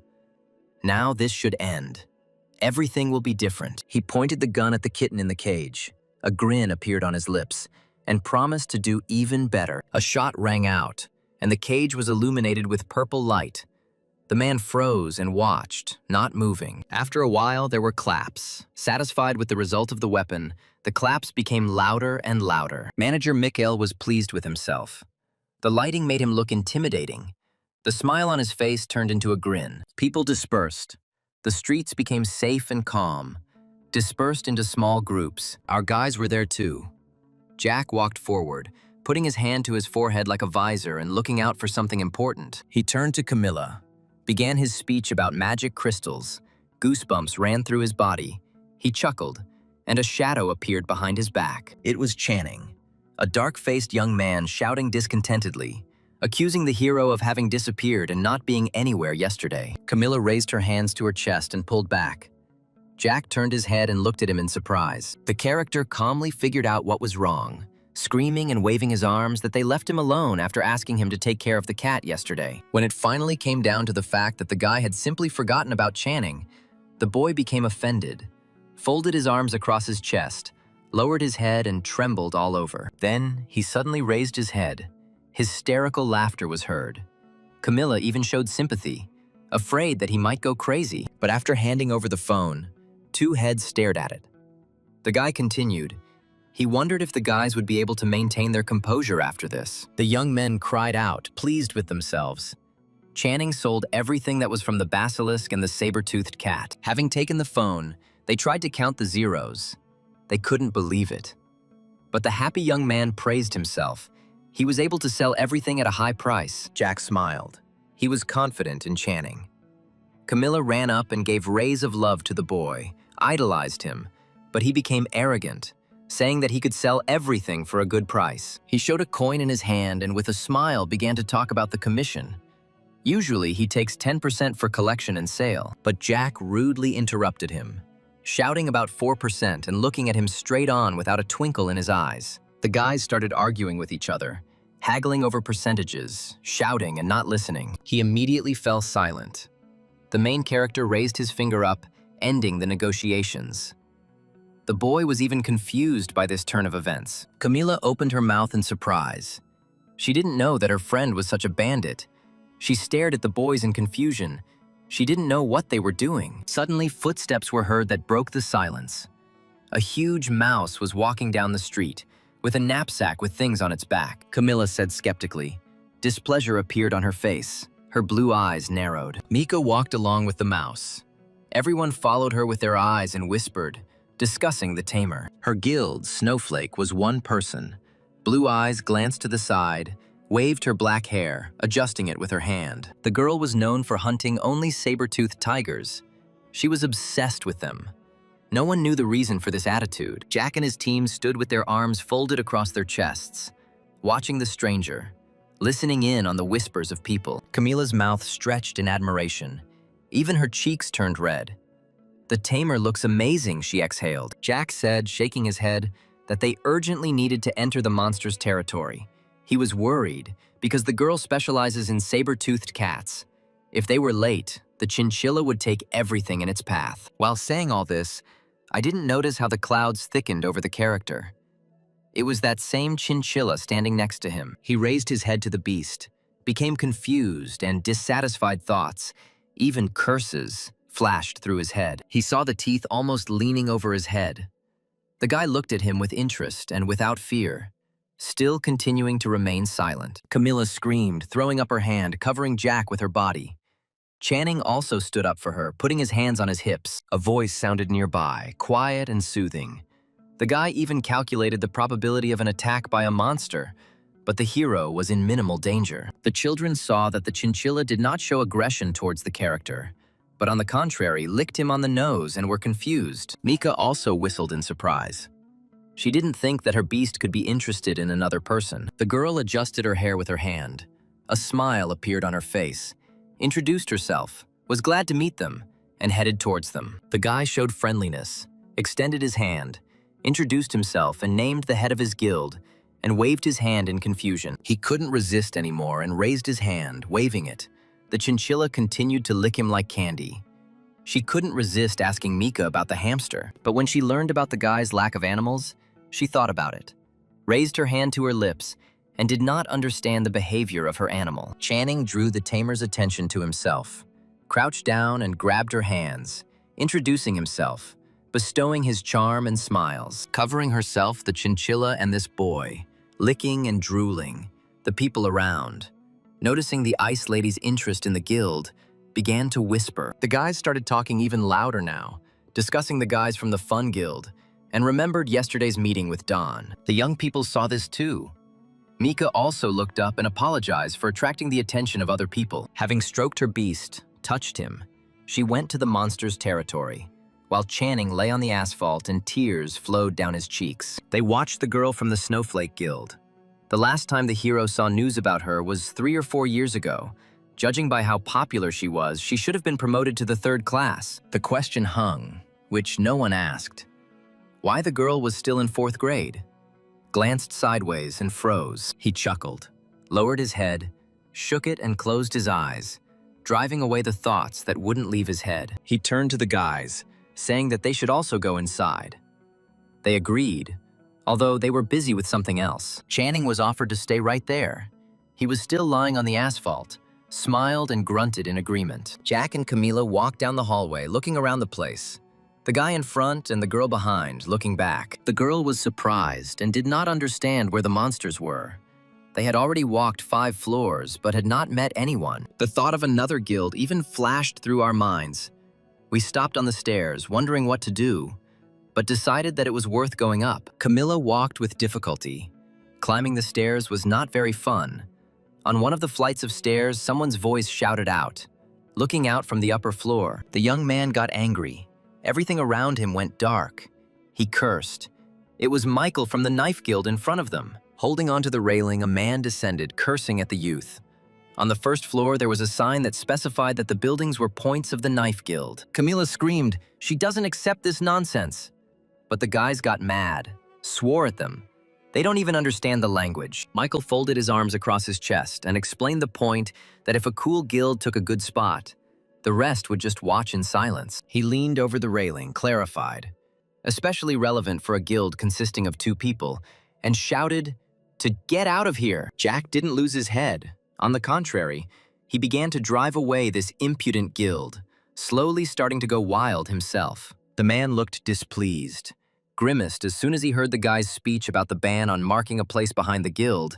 "He will file a complaint about the actions to the Ministry of Heroes," cursed the member of the knife team. The rest of the people from this guild stood behind the guy. Everything around darkened. An evil grin appeared on the lips, but Jack calmly asked again about the threat, counted the number of people on the team, and his blue eyes sparkled. I thought about the location of the stairs. It's hard for 4 people to go down at once. I calculated the probability of winning, and it pleased me. People were already starting to slowly push the hero. They would try to repel the attack. They would light up with their body strength. The guy's chance of winning was 80%. The blades closed, and there was a crack. A bead of sweat rolled down the man's temple. Our hero didn't even flinch. But the attackers were starting to feel uneasy. He glanced sideways at his team members, became angry at their inaction, and shouted about the attack. One magician agreed with him. A fireball lit up in his hands. It grew larger and larger, gathering energy. Jack concentrated. His eye flashed blue and called to his partner without turning his head. After receiving a response from the girl, the boy rushed into battle, pulling out his weapon, with Camilla weaving a spell behind him. The magicians cast their spells. The girl poured blue cold into the attack. The attacking magician released his light as fire. Camilla and Jack ran downstairs, covering themselves with their hands from the dust that made their eyes water. And they even tried to breathe every other time. But the Knife Guild didn't understand at all, shouted about escaping and rushed after them in an attempt to catch up. The girl turned around, shouted menacingly, pointed her open palm at them, and a bright yellow light poured out. While the man was turning his head, the main character flew towards him from behind, moving silently and taking out a knife. The guy got his bearings, turned around, and the weapons clashed. The fire from the blades scattered in different directions. The trembling man clenched his teeth. He didn't understand. He didn't fully believe that the guy was really 4th grade, like himself. It was too hard to fight back. The young man flew to the side. His legs ended up in a vulnerable position, which the boy took advantage of. Having fallen, he could not hold on. A stream of abuse flowed from his mouth, threatening, scolding, threatening that the guild would find him. Jack smiled, recalling the words that the man had said about them taking responsibility for their lives. A slow wind enveloped the others in red threads. They realized that they were no match. They would not win. Camilla expressed doubt and suggested that the guy leave everything as is, using several abilities. The entire knife team wondered who was in front of them. The guy turned around, putting his hand on his hip. The guys discussed among themselves how to quickly put out the fire. But the magician was not very good in the water elements, so it took time. The black-haired man exhaled, putting his hands on his hips. They didn't find a single saber-toothed cat. He was upset that he was simply wasting his energy. He chuckled, suddenly suspecting something, turned around, clenching his teeth, interested in what was happening. The magician did not notice the actions behind him, calmly poured the water blade.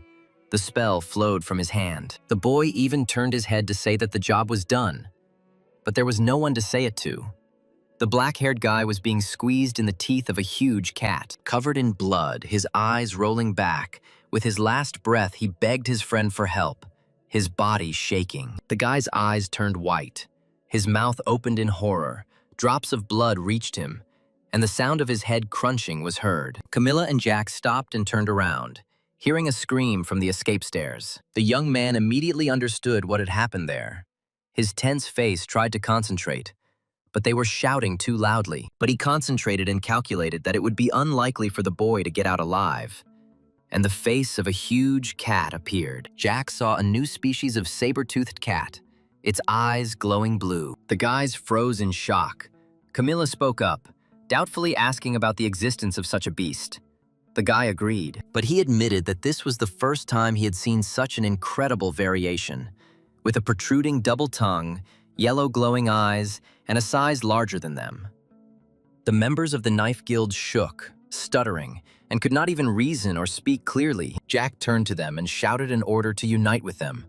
This must be done now. I saw, to my great annoyance, only the backs of these cowards, shouting as they ran to stop fooling around. 4 people couldn't do it with that look. He looked, blue eyes sparkled. It is impossible for 2 people to cope with the 4th grade variety, the young man thought. The girl and the boy gathered together. The monster was advancing, slowly but surely moving towards the guys. They prepared for battle. The young man clenched his teeth, sweat dripping down his face. He acknowledged the monstrous power. If he hadn't covered the sword with his element, it would have broken long ago. There was no point in wasting time, the guy reasoned. He needed to hit the monster with one blow. He bowed his head.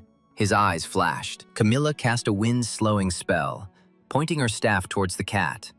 The young man turned his eyes to her. She gave the order to her friend that it was time to attack, using her magic, and rushed towards the monster. There was a whistle. A light poured out and Jack missed. The saber-toothed cat simply dodged. The creature raised its paw. The boy flew away, coughing up blood. He did not understand how the monster could be so fast. Camilla screamed and directed all her beams of power at the huge monster, who had now chosen another victim. Letting out a short roar, it rushed towards the girl, opening its mouth with sharp white teeth, its eyes turning into slits. The aura thickened and turned red. A clawed paw swung over Camilla. She was confused and could not react quickly. The last thoughts that flashed across her darkened face were that she wouldn't have time to dodge, and she froze in shock. And then, unexpectedly for everyone, a familiar chinchilla jumped out, its menacing face sniffing the air, its beady eyes glowing. Guildmaster Fun watched as the monster was blown away, wondering where the chinchilla came from. Coming to the huge hole in the wall, Camilla looked down and asked her question out loud. She glanced sideways and heard Mika come to check. Since the explosion interested her, she didn't think she would meet this guild. The beautiful tamer walked forward. A rather rude greeting sounded again.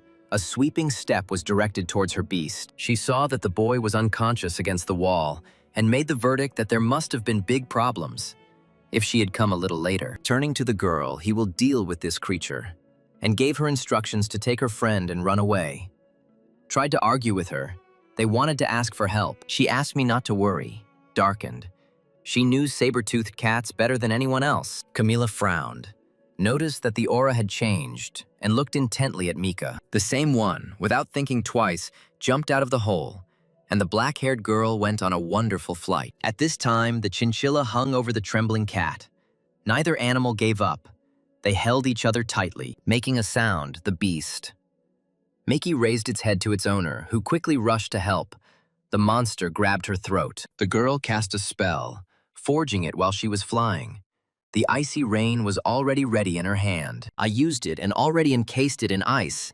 The cat froze in a grin, sharp teeth sticking out. But it quickly coped with such a powerful spell. So the girl was very surprised. Sitting on the beast, she understood that in front of them was a different variation. The 2 creatures stood opposite each other, assessing each other's abilities, not daring to attack first. While casting another spell, Mika decided that it wouldn't change anything anyway. Her hands fluttered in the air. She noticed that the cat had a special strength, but also a huge weakness and was already attacking again, bending lower and lower. Mika noted smugly that after this, she definitely wouldn't be able to get up. But how surprising was what happened next? The unusual mobility that saber-toothed cats possess is due to their flexibility. The black-haired lady prepared for battle, but she also knew that if their muscles contracted from the cold, their joints would not bear their weight and would collapse. Their battle would end then, she thought.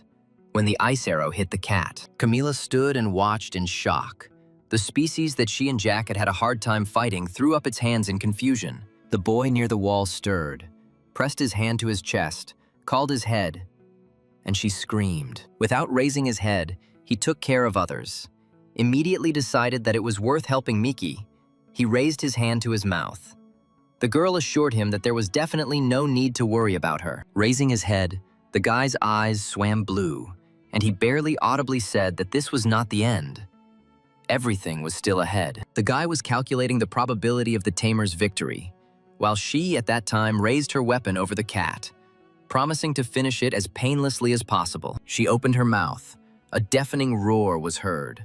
Her yellow eyes flared with fire, and she directed her aggression at the black-haired lady. The huge beast rose in front of the girl, leaning on its clawed, powerful paws, and roared. The saber-toothed cat called the rest of her relatives, who began to surround Mika and her chinchilla. She looked at him, lowering her head. A slight fear splashed in her deep blue eyes. The probability of her victory was less than 10%. Leaning on Camilla's shoulders, Jack watched what was happening. Seeing that the monster had gathered all the cats nearby, he flashed an eye, frowned, and in the end, this is what happened and this is what came out. His focused face tried to concentrate on further actions. Then he turned his head to Camilla and asked about levitation. It wasn't perfect, but she could use it to some extent. He nodded to his thoughts. A ball of power lit up in his hand. With his other hand, he pressed the girl closer to him, holding her by the waist. She blushed, looked away, and screamed from such a possessive gesture. There was no other way out. He sped up, hugging the girl tighter and tighter, and picked her up in his arms. Camilla's scream was heard in flight. She was outraged that he had not warned about his actions. The boy was already descending. Mika was weaving a spell at this time, completely concentrated on the monster, her serious face expressing no emotions, and she didn't see at all that from behind, with her mouth open, blue eyes flashed when she felt movement behind her. The chinchilla rushed forward, defending itself and its owner. But there were too many saber-toothed cats. Wiping my face, I realized that there were too many of them. Exhaling air from my chest, I needed to find this variety. I needed to kill it faster. The girl suddenly fell silent and stared forward in shock, hearing someone's voice. The air was ringing. Camilla buried her face in the guy's shoulder. They were descending from above, apparently. Mika heard this sound. Jack shouted loudly so that the speech would reach her, so that the girl would quickly use levitation. In response, a frightened, heart-rending voice was already using a spell, drawing it behind the boy's back. Her blue eyes flashed, and she realized that she had managed to slow them down. But the little girl wasn't strong enough to stop them in midair. A bright blue light poured out of his hand. He wanted to save his mana, but there was no other way out. It worked. And leaving Camilla, he rushed, drawing his sword to help the girl, his blue eyes shining. Using the spell, the character flew into the attack in a blue-green light, shouting another magic about the blade of the wind, and the blade of the sword lengthened and sharpened in his hand. He landed, exhaled air, leaning on the stick, tried to use mana as effectively as possible, but it still took a lot of his strength. Mika was running towards him, shouting as she went that it was worth staying safe. He glanced sideways at her. He stood up and became indignant, but that was how he came to help. And in turn, the tamer began to argue. She did not want to accept anyone's help. He reminded her of saber-toothed cats, and the girl's face immediately became gloomy. Her blue eyes filled with light. She pressed her lips together. The memories were not very pleasant. Behind Camilla, the chinchilla growled and was about to turn its head, puzzled. Mika was acting too self-confidently. But the guy had already calculated the probability and came to the conclusion that these were not the same ones. The monster summoned more and more new cats, growling and shining yellow eyes. There were already quite a few saber-toothed monsters surrounding the creature. With each growl, more and more appeared. Mika stood behind Jack, stunned. According to her calculations, the monster's joints should have already fallen apart, but the guy was sure that the cat could restore them. She raised her head, never having seen such healing abilities in a representative of this species before. Memories immediately reminded her of the past, when she stretched out her bloody hands to the side, wanting to save, but it did not happen. The guy had no idea what the girl was facing. He turned around and looked at her. The new type of cat was only slightly wounded. They should work together now. But the character remained unanswered. The girl rushed forward, waving her arms, not stopping for a second. He gritted his teeth, looked intently, did not understand why Mika had suddenly become so reckless. Now he knew that she was the reason for working alone. He turned to Camilla and shouted for cover. The girl was already running, ready to protect her friend. The saber-toothed cats scattered and could no longer be stopped, rushing towards the heroes, their eyes flashing, their sharp claws out and their mouths opening in a terrible grin. The girl ran away, dodging the invasion of cats, while they tried to catch up with her and scratch her with their claws. She turned around. A grin appeared on Mika's face no worse than a cat's, and she shouted for them not to disturb her. The cat attacked from above. The tamer became confused and fell silent. A small delay turned out to be solvable. They were regaining their strength too quickly. Jack jumped up and warned him not to eat Mickey, as cold food could give him a stomachache. The chinchilla angrily flashed its little yellow eyes and fiercely fought off the attacks with its paws. Camilla's help came in handy. She directed her spell with the help of a spear, and it flew to its target. The guy jumped up, swinging his sword. Now it will all end now. A joyful thought flashed through his mind. But then she disappeared. Blocking the road, Mickey stood with her arms outstretched, asking not to kill the saber-toothed cat. The young man was confused, raised his hand, did not understand what the girl was doing. They had to kill him before he recovered. Mika continued to stand her ground. She needed a saber-toothed cat to capture the species without killing it. Jack got angry, angrily assured that it was worth killing the cat, and the tamer's answer provoked anger. The guy's face changed. He grimaced. He didn't understand the reason for such behavior. He frowned. The monster behind the girl glowed with a bright light, stuck out its tongue and almost attacked her, but she stubbornly stood her ground. The boys grew gloomy. The aura thickened. They did not understand what was happening, and the behavior of the tamer made them think. The young people turned around, and behind them there were also cats. It was that monster who called the saber-toothed ones to surround the heroes. He lowered his eyes, cursed. His mana was running out. What should they do now? The hero could not concentrate on his actions. Help came from the outside. They put out their swords. The guy and the girl saw strangers. He heard a rough voice calling them amateurs. The voice was familiar. The boy frowned, his eyes narrowed. Despite the fact that the guys passed the exam for promotion, they can't handle a couple of cats, the guild members whispered among themselves. Ben stopped the whispering, looked closely at the guy. A man in a sharp suit was watching them. He was expecting something like this. These people must be from the third grade team. The man was watching through binoculars. He lowered his binoculars, hoping that the first-class team would join the fight. But he was expecting too much. It was the manager, Michael. He turned to his escorts and heard that as for further actions, since they had nothing to do here yet, they decided to retreat. It was not a loss. They would continue to work as scheduled. There were many people behind him, but they were all in black cloaks and their eyes were not visible. Ben's guild members stared, unable to believe what it was, and the boy even cursed, unable to hold back. Looking at the monster that had changed and was now a pile of muscles, they realized that the hero department had too much work to do. Jack was assisted by a man in a suit who leaned on his hand and remained silent, not saying a word. Camila also raised her eyes to the guys in special clothes and waved her hand in greeting. Mika turned her head, her blue eyes watching the boy's actions. A week later, Jack, covered in bandages covering his wounds, looked at the phone in his hand under his head. Channing ran in shouting, pointing somewhere with his hand. About the territory of monsters where they were talking on all channels. But the hero did not tell about everything. The boy's words outraged him. He claimed that they were business partners. Jack's thoughts wandered, and he even began to doubt hiring such an employee. 8 heroes died in the monster territory that day. A special group in suits removed the remains. The hero division had greatly underestimated the number of saber-toothed cats lurking in the underground parking lot. And as he peeled off the band-aid from his cheek, the boy stood up, having a bad feeling about this. What was also very disconcerting was that this variety was not like anything I had seen before. He even suggested that he shouldn't think about it so much, closed his eyes, and tore off the bandage from his other cheek. Channing looked away thoughtfully, said that he had not seen Camilla today, but the character eagerly said that she had taken a week's leave to settle some personal matters. Suddenly, there was a ringing sound, which became louder and louder. The guys froze.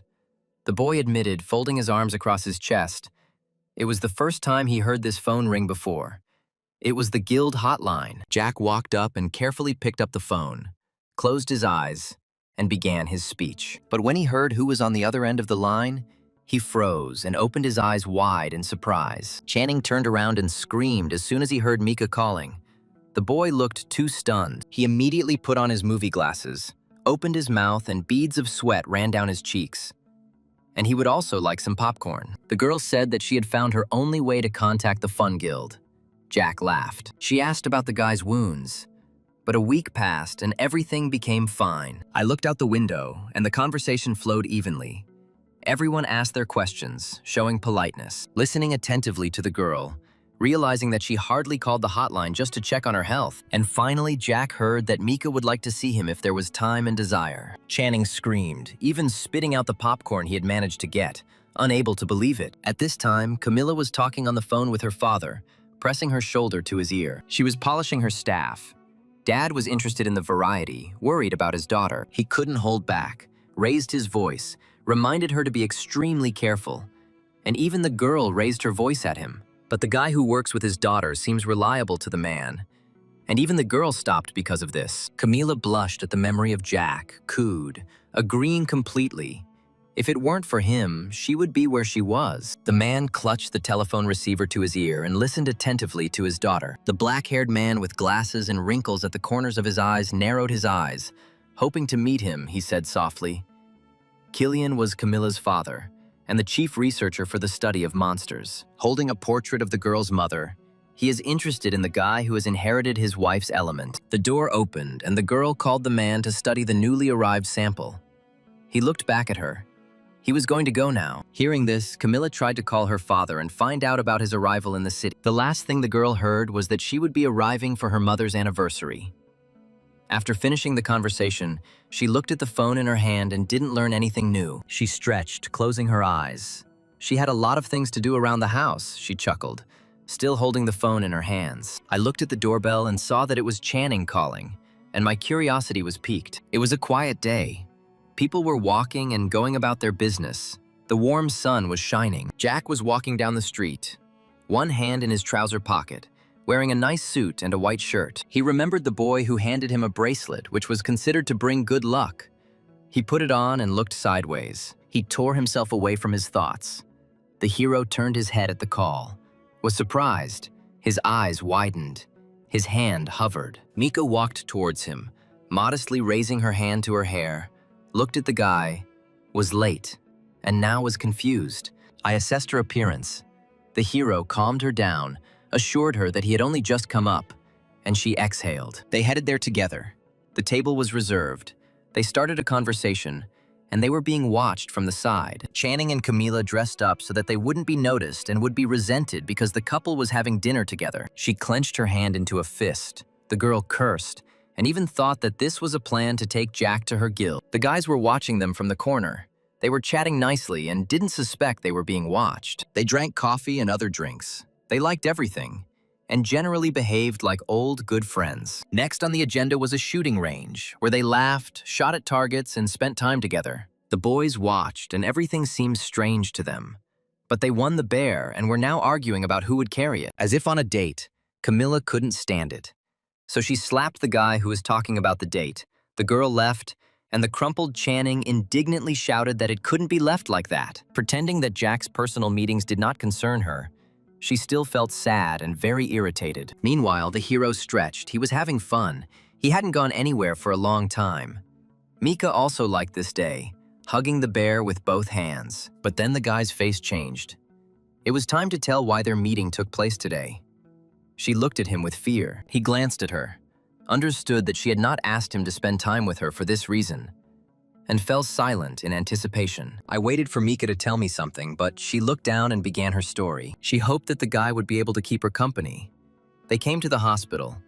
The guy stopped and looked at the girl with confusion. The girl passed by, told the hero about her sister, and he followed her, still lost in the riddles. Jack's eyes lit up, light streaming from them, calculating and analyzing. Seeing the girl connected to the machines on the bed, his ability was immediately activated as soon as he crossed the ward. Sonia was Mika's sister. Her blood pressure was weak. Although her breathing was stable, she had Manny discoloration syndrome. I was amazed by this diagnosis. It was the first time I encountered it, so I was surprised and looked carefully. Mika walked forward a little with the toy and explained the reason for hunting only saber-toothed cats. It was all because of her sister. She continued her story.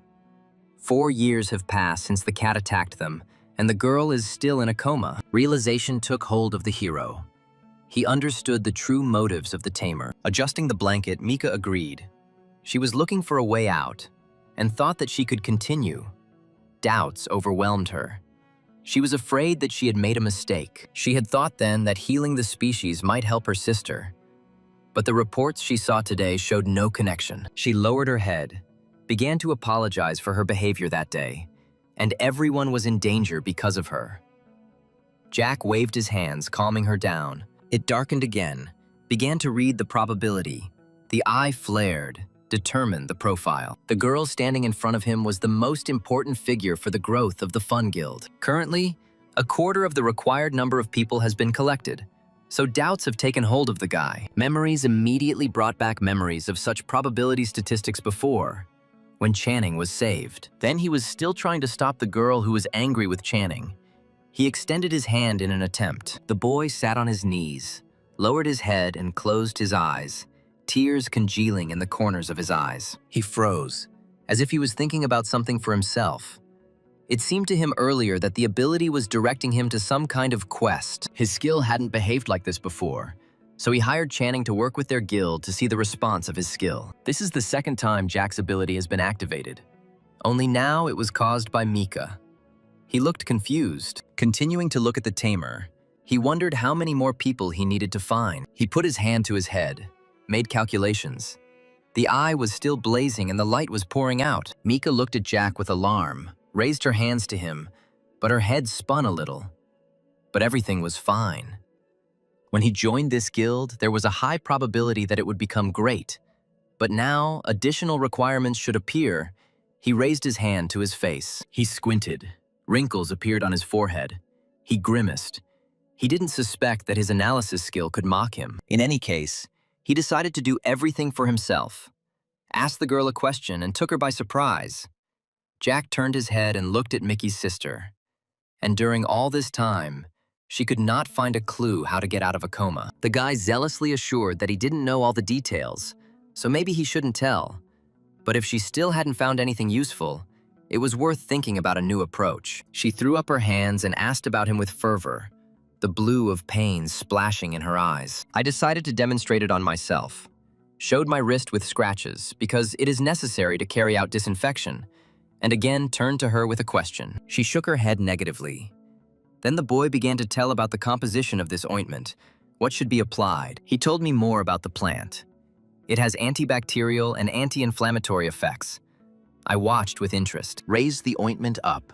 Direct application of the leaves or stems of the plant will not help to treat open wounds, but it is this extract that has healing properties. But the man continued speaking, fascinated, and the girl looked thoughtfully in the direction. The girl's sister probably has the same situation, and I even suggested that the reason for her condition might be something else, not related to saber-toothed cats. But from Mika's reaction, the character realized that she had already understood everything, and now doubts had taken hold. Not a bad person, the hero tried to think, because the goal of the hunt was to get possessed by the monsters that did this to her sister. I saw how warmly the tamer looked at Sonia.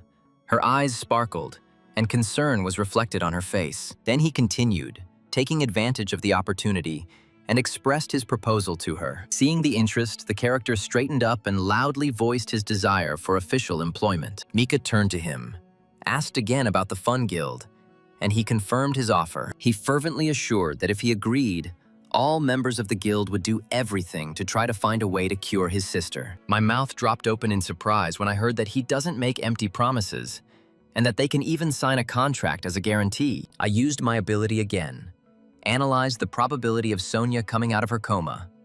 Nothing changed in the calculations. There was no way to know if her sister would recover. The eye swam and filled with light. but he should recruit her by any means. She raised her hands to her lips. The girl needed time to answer. Her eyes widened. It was worth thinking about. He raised his hand, smiled. There were no problems. I thanked her sincerely in response. He stopped and looked at her.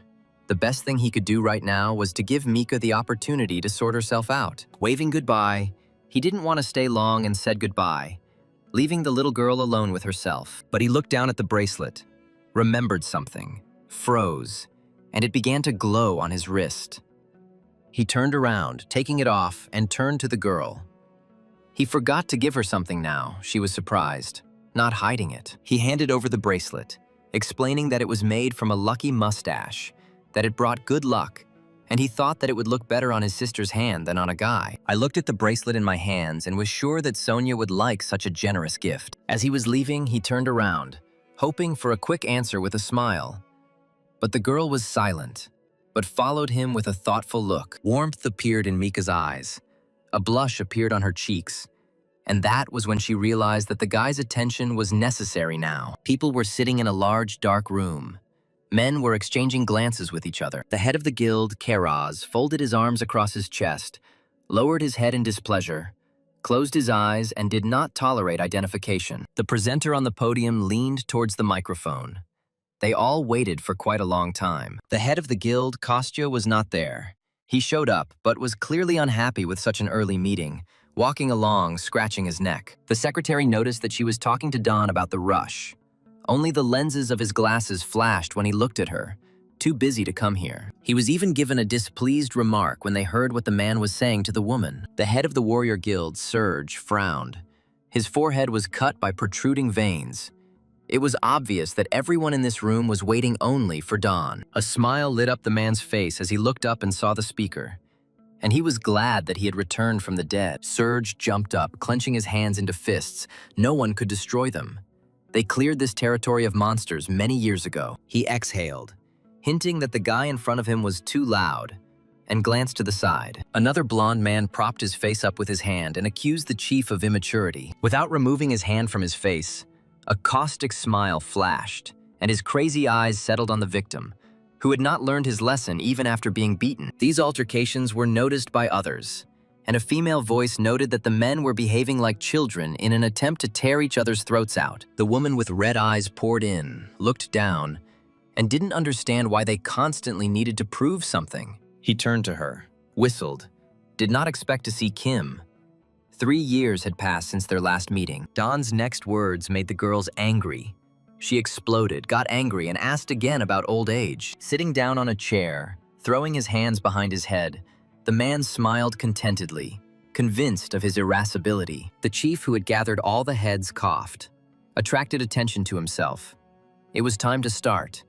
They had been waiting for a long time. Ben, without raising his head, flashed his glasses, told the reason why all the heads were gathered today. It is connected with the territory of monsters. Now he is ready to reveal the details. When he revealed that those involved in the incident were the people who voted, only Don did not look surprised. His smile turned into a grin when he said that now they could easily break into the headquarters. The red-haired girl raised her hand indignantly. You need to think before you speak. Those people are acting on a global level.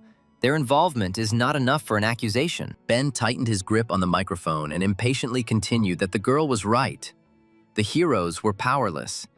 And it was even possible that this would develop into a diplomatic problem. He asked to look at the screen, and everyone saw a new variety of saber-toothed cat that was different from all the others. The men became agitated. They had never seen such monsters. Some of them cursed. Even he agreed with them. The fair-haired boy admitted that it looked disgusting. Ben couldn't keep silence, so he spoke quite loudly without holding back his emotions. The monster department constantly receives reports about such monsters. The head of the warrior guild folded his arms across his chest. Discontent was evident in his voice. He didn't understand why they had gathered. He didn't see anything unusual in the appearance of the monsters. The man in glasses nodded, agreeing with this, but his features confused him, because it was impossible to associate him with a special group based on his external features. He also told her about the new generation of monsters. The girl leaned forward. Curiosity was piqued, and she wanted to know more. He didn't spend much time explaining to everyone present. He told them about the mana crystal and merging with the monster. For everyone, it was a new discovery. Beg leaned his hands on the table and started talking about how they were just studying the crystal, and that it was in the new model cap that such a crystal was inserted, and that it was created artificially. Everyone started whispering. The liquid confused Ben, and he also told her about it. The secretary asked Don if he knew something, without changing her position. But he didn't know anything except that the elementals were absorbing him. The guy fell silent, thinking. He understood everything correctly about the result of the experiment with liquid mana. Thoughtfulness appeared on his face. The blonde boy couldn't help but grin, hoping that there was still something that hadn't been decided. The doubt in his voice betrayed sarcasm. He didn't understand what relation those people had. He still didn't remove his hand from his face. Ben raised his head. The veins on his forehead bulged. Suspicious individuals were noticed in the monster territory that day. So this decision was made. He said that he noticed a drone, and they were even able to recognize a person wearing glasses. Having zoomed in, he showed a black-haired man with glasses on the screen and told the available information about him. 4 years ago, he was still a researcher at the Faculty of Magical Engineering, but was soon fired due to an incident. Ben turned on his tablet. The screen lit up and he began to read, simultaneously telling the others. A young man stole mana crystals and conducted an illegal experiment on humans. Therefore, based on the evidence, he was considered the prime suspect in this situation. In order to detain Michael, they are now asking for help from all the heads of the guild, assistance in the investigation. At the bus stop, the guy started pointing somewhere to the side, discussing the man's appearance. All this reached Jack, who was holding the phone in his hands and reading something attentively. The guy was trying to figure out what was going on with Camilla. She wasn't responding or reading his messages, but he needed to discuss one important detail today. Although he had not yet received a response from Mika, it was still worth talking about hiring a tamer. He weighed all the possibilities and came to the conclusion that it would be great to get such an experienced guy. He sighed. A bead of sweat rolled down his cheek. The only problem is that they don't have enough finances to attract such a person. The car stopped abruptly. The tires rustled on the asphalt, and the guy was pulled out of his thoughts. Already sitting in the car, the young man needed to go, asked to be dropped off on a certain street, and exchanged glances with the driver. The old man laughed. Because of Jack's clothes, it was clear to everyone that he was a hero. He turned back to the road. His laughter became even louder. He could now boast to the other taxi drivers that he was driving a real hero. Taking a look at him, he assumed that the guy belonged to one of the famous guilds. The character became embarrassed, but the driver explained this too. Jack laughed and told his new acquaintance that he was from the Fun Guild, thinking that the man probably didn't know about them. But, oddly enough, he glanced at the guy. The taxi driver asked about both the cat and the guild. He knew them. The man simply lived there, so he was aware of everything, and again directed his gaze to the road, continuing the conversation. The boy noticed something strange. A girl with fox ears was walking down the alley. Her gait was even, but her clenched hands betrayed her nervousness. The driver was afraid of hybrids, and told the reason for this. Because of their animal nature or something similar, they easily became wild. Jack argued, "You can't tell anything bad from the girl's appearance. She goes to school. She's wearing a uniform." But the taxi driver stuck to his knowledge. Ordinary people would die if one of them attacked. So comparison wouldn't help here. The hero had to remain silent. Recognizing that he was right, the man could not think differently. They had been attacked so many times already, and it was scary. He turned towards the window. His thoughts were sad. The girl was a child. It was morally wrong to judge her like that. He immediately remembered Camilla, who also faced such treatment, and it hurt him. An attentive gaze was directed at the girl. He noticed something strange. That's why the reaction was like that. He saw the guys who were following the hybrid into a dark alley. It scared him. He turned to the taxi driver, shouted about his exit, and he tried to intervene, since they hadn't even reached their destination yet. He jumped out of the car as soon as they slowed down, waving his sword, and ran after them without even paying. The girl continued walking, not wanting to see that they were following her. The boys did not retreat and followed her. The hybrid also noticed the movement behind her and glanced her yellow eyes at the guys. She sped up, even started running. But the boys didn't like it and froze. One guy in a mask caught up with her and covered her mouth with his hand. Only screams came from her. She tried to get out. The rag was soaked with something. So the girl fell. They caught her under the arms and legs, happy that this time they had caught a young hybrid. Jack appeared behind them. He didn't remain silent and asked them what to do. The guys froze, sweated. Fear was reflected on their faces. The hero warned that he would count, and on 3, the girl should be released. Otherwise, it would be bad for everyone. He started counting and immediately rushed towards them, taking out his sword. The guys were confused. 3 seconds is not enough. A thug appeared and covered the road with his hand, froze like a stone wall. Jack leaned against his hand. He spoke menacingly without changing his expression about his business, which should not be interfered with. Jack's eyes blazed. He didn't understand who he was or where such a big guy came from. Camilla looked at the caller's phone but didn't dare pick it up. So she continued to hypnotize. Channing, sitting on the couch, raised his hand, not understanding why she was not answering Jack's calls and messages. But the girl was indignant and lied about spam. Besides, there was no reason for her not to answer the guy. She picked up the phone and closed her eyes, snapping at the guy. She opened her blue eyes, worried that Jack had been gone for so long, looked at the phone in her hand, and didn't understand those messages either. At this time, the character was drawing his sword when a thug blocked his path, and the girl was carried away on his shoulder. Without straightening up, the hero asked about this man and warned that if he stepped aside, no charges would be brought. The guy's words had no effect. He raised his fist over him, shouted that it was time to die. He realized that he was not the kind of person with whom one could come to an agreement. The man's weakness was in his strength. So the attacker was slow. While he was trying to hit the boy, Jack ended up behind him. But he swung, turned sharply. The guy just prepared his sword for a blow. His fist flashed in the air. The sword and fist clashed. An explosion was heard. Purple light poured out. The battle continued. The character realized that mana was invested in the attack. Otherwise, he would not have been able to stop the sword, and wondered if he was also a hero. The girl was already being loaded into the minivan. Jack glanced sideways at what was happening behind him. He gritted his teeth. If the boy didn't hurry, he would miss them. This couldn't be allowed. He made a decision. The thug got angry. He didn't like that the young man was turning around and looking away from him. He waved his hand. He had no choice. He didn't want to fight at full strength.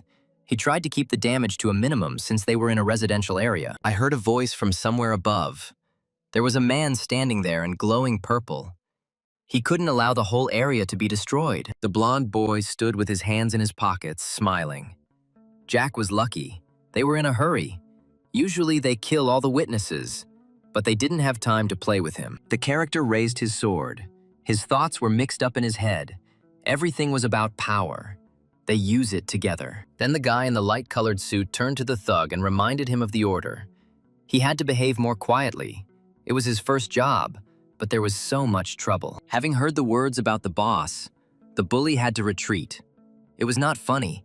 He smashed the stonework with his hand in rage. Everything became covered in dust. The young man covered himself with his hand, heard a farewell to him. They promised a quick meeting. When he looked, there was no one there anymore. Everyone had left. Even Jack was confused by this. Putting the knife back into its sheath, I realized that those strange individuals had simply run away, but their identity remained a mystery. Something was wrong. He didn't like it, so now he followed the car that was taking the girl away. I continued to analyze their path, and just then I heard a call. Picked up the phone. It was Camilla calling. She was already on her way by taxi to the place that the guy sent her to. He also told about the kidnapping of a young hybrid girl. His surprised friend asked again. The hero followed them, so he asked the girl to call the police. She agreed, asking for caution. After he switched off, she froze, stared at the phone, held it in her hands for a long time, thinking. She frowned. Pain appeared in her eyes. Someone of another species had been kidnapped. There had been a surge in interspecies hate crimes lately. Meanwhile, the young man stopped in front of the building. It was already dark outside. He found those he was following. I saw that truck too. There was a guy in it wearing a mask. He folded his arms across his chest, sleeping, not noticing anything. I opened one eye, was attracted by the noise, and thought that the guys had already returned. How wrong I was. Jack, flashing blue, knocked on the car window, causing the boy to be shocked by this. He quickly started typing something on his phone, shaking with fear. swore, and didn't understand how he was able to find them. The hero was indignant. He didn't hear him knocking on the window or pretended not to hear. His eyes began to glow even more brightly. The boy trembled even more and asked to wait, because he was a hero and could explain everything. Unable to bear it, Jack pulled the young man out and grabbed him by the chest, closed his eyes from the pain, and screamed. He admitted that he saw a crime. He has the power to arrest and decide whether he will live at all. He demanded an explanation of what was going on there. He didn't understand. And in the room, there were many different creatures, tied at the hands on their knees, sitting on the ground. A man in a black suit was carrying someone wrapped in a bag on his shoulder. The seriousness of the situation was frightening. The other guy folded his arms across his chest. A smile appeared on his lips. The special item they picked up today was very impressive. She fell to the floor, a hybrid of a human and a cat. She was ordered by a VIP client. Fear appeared in her yellow eyes. Having removed the gag from her mouth, the girl screamed in pain and resentment, fearing for her life and the unknown of what would happen next. She begged the men to let her go, but they laughed at that and were glad that she was in good spirits. She raised her head and started talking about money, maybe giving away everything she had. And the laughter grew even louder. She worked hard all summer to earn money.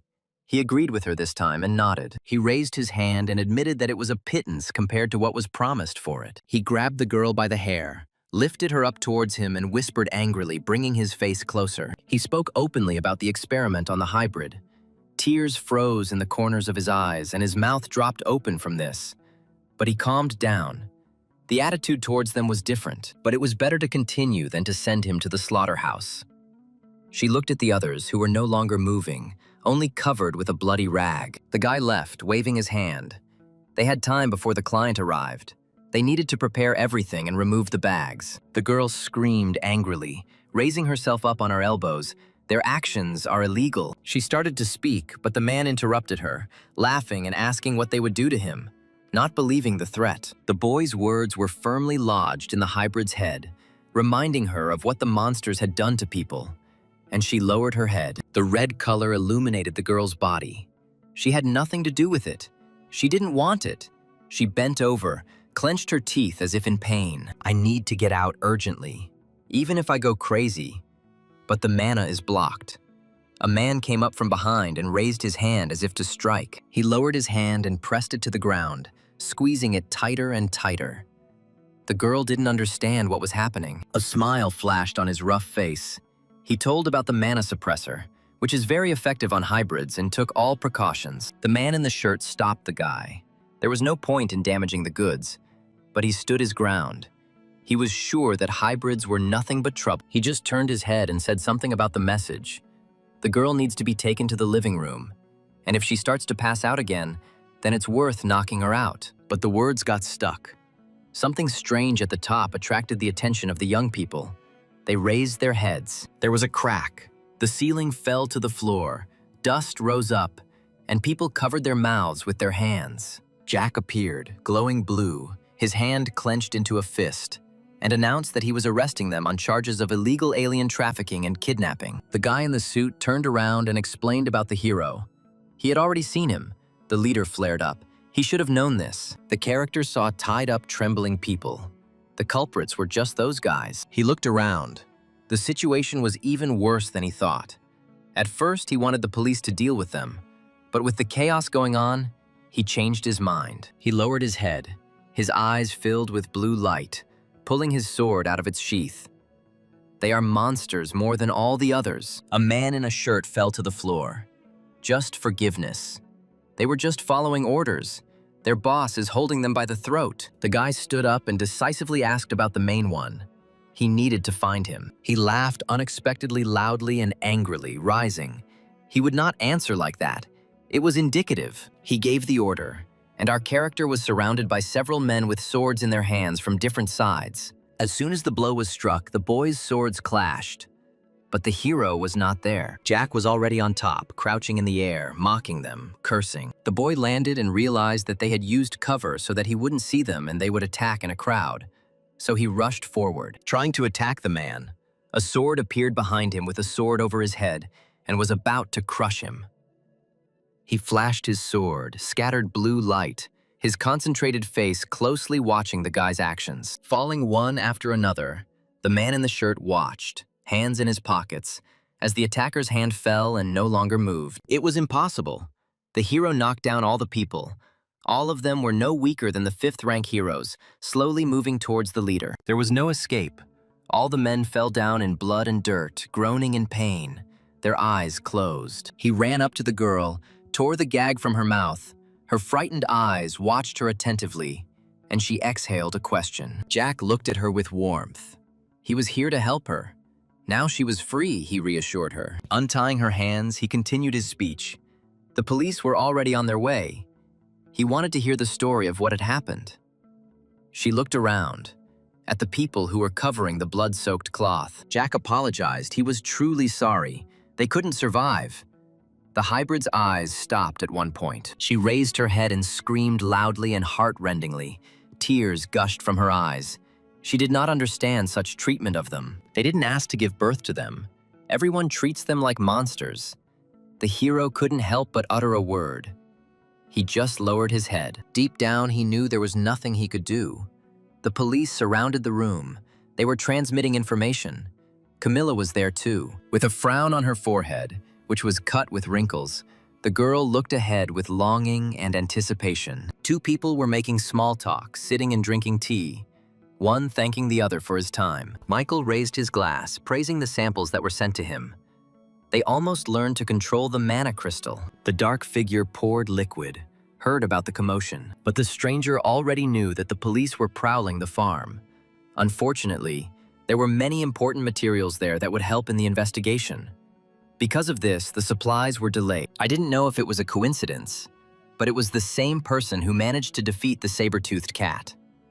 Jack brought out the hybrid, carefully covering him with a blanket and holding him. Michael grinned, glowing purple as he held out the glass, taking care of everything himself. The police reported by radio that 12 children had been saved, but the rest were not so lucky. Jack stood with the men and pointed, telling them about the incident, and they listened to him attentively. A voice came from behind. Hearing it, he turned around sharply. His attentive, stern gaze warmed. I saw Camilla, who was carefully looking away. She was ashamed in front of the boy. Coming closer to her, he stopped, without removing his hand from his chest, and asked him about his affairs, anxiously peering into his face. He turned his gaze to the side, to where the men were removing the corpses. Unfortunately, they hadn't been able to save everyone, he noted with regret. He said that someone had died before the boy arrived. Camila also looked in the direction she was interested in the criminals, but they were alive. But they were all arrested, and the police took up the matter. The girl's eyes flashed blue with displeasure. The character bowed his head. It was the first time he had seen such quiet rage on the girl's face, but he understood her condition perfectly well, because she was also a hybrid. But the best decision was to leave these bastards alive, since the hero suspected that this warehouse was not just there. The guy turned to Jack. No one else will appear in this warehouse, but he heard a conversation about a VIP client. This needs to be looked into. I saluted him with my hand and sent the boys home. But there was something else that required attention. Jack stared in anticipation. One of the victims wanted to see him. The boy finished his speech hesitantly. The same girl who had been saved by the character was sitting in the car, nervously fiddling with her dress. When she stood with the members of the Fun Guild, she apologized to them.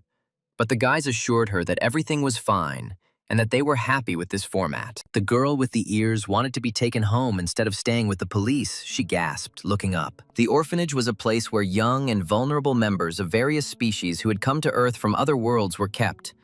It operated like a normal orphanage, providing everything they needed until they reached adulthood. Jack glanced sideways at the little girl.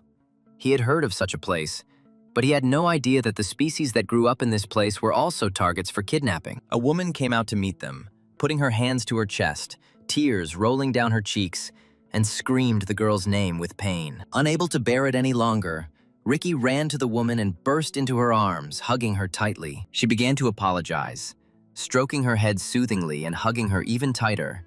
Mrs. Jolie closed her eyes. She raised her head. The woman did not notice the young people at first. Jack assured her that there was no need to worry. The warm meeting pleased him. She introduced herself as Jolie. She was the director of the orphanage. She was already aware of the whole situation. The police called her today. After her words, the woman bowed to the guild members. She didn't know how to thank them for saving Rika. Camilla covered her eyes with her hands. Because it was their duty. The suggestion was made to have some tea. The guys looked at each other, agreeing with her completely. And so our heroes set off along the long, white corridor, looking around, turning their heads, following Mrs. Jolie. Jack turned to the woman, was struck by the silence, the first time this had happened in an orphanage. She turned around and explained that the children were already asleep. But as soon as she spoke about the dream, the children looked out from behind the doorway, ran out crying to meet the girl. Jolie threw up her hands. It was late and time for them to go to bed. But the kids were already surrounding and hugging Ricky. The young man laughed. He thought it was cute. The woman smiled too, and her eyes sparkled with warmth. The girl took the kids away. We can continue without her. The guy was amazed that even after everything, she kept a courageous face. They sat down on soft sofas.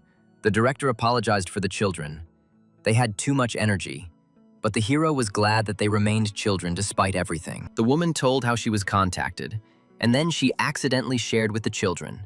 So they were worried and did not sleep. Camila asked about the other victims. The boy looked at her with surprise. Ricky was the only one involved in this incident. The other children were from neighboring institutions. The girl interrupted, remembered another similar incident, and stared in anticipation. But then their conversation was interrupted. Camilla turned her head towards the speaker and froze. Her blue eyes widened. A girl with red hair and eyes came in with a tray in her hands. Layla thanked Jolie, set out cups for the guests, and they looked at each other. The girl quietly clarified about the people the director had spoken about earlier, nodded, and the boys carefully watched what was happening. Now Layla was also surprised, bowed, and expressed gratitude for saving Ricky, nervously fiddling with her hands. The director's speech was heard. She said that this girl also experienced something similar. 4 years ago, 2 children from the orphanage were kidnapped. Layla returned home, but the other child was less lucky. Camila slammed her hands on the table in anger. Jack remained calm and expressed sympathy. The woman heard about help, shook her head from side to side. She didn't need anything, but she appreciated the attempt. I remembered that there were guilds that also offered help, constantly promising financial support, and that there would be a place where all species could live in harmony. But in reality, no one cared about them when they really needed help. Looked at the red-haired girl when she was kidnapped. Only one large guild came to their aid. Asked again with interest. And this guild was a bone with the head Don. Without him, they would not have been able to find Layla. The guy was dejected. This was even before the hero became the leader. Before that, he only brought trouble. Then, many species harbored resentment and anger towards the heroes, which caused considerable tension. The real dilemma is that despite the fact that it is about helping those in need, there remains a significant conflict of interest.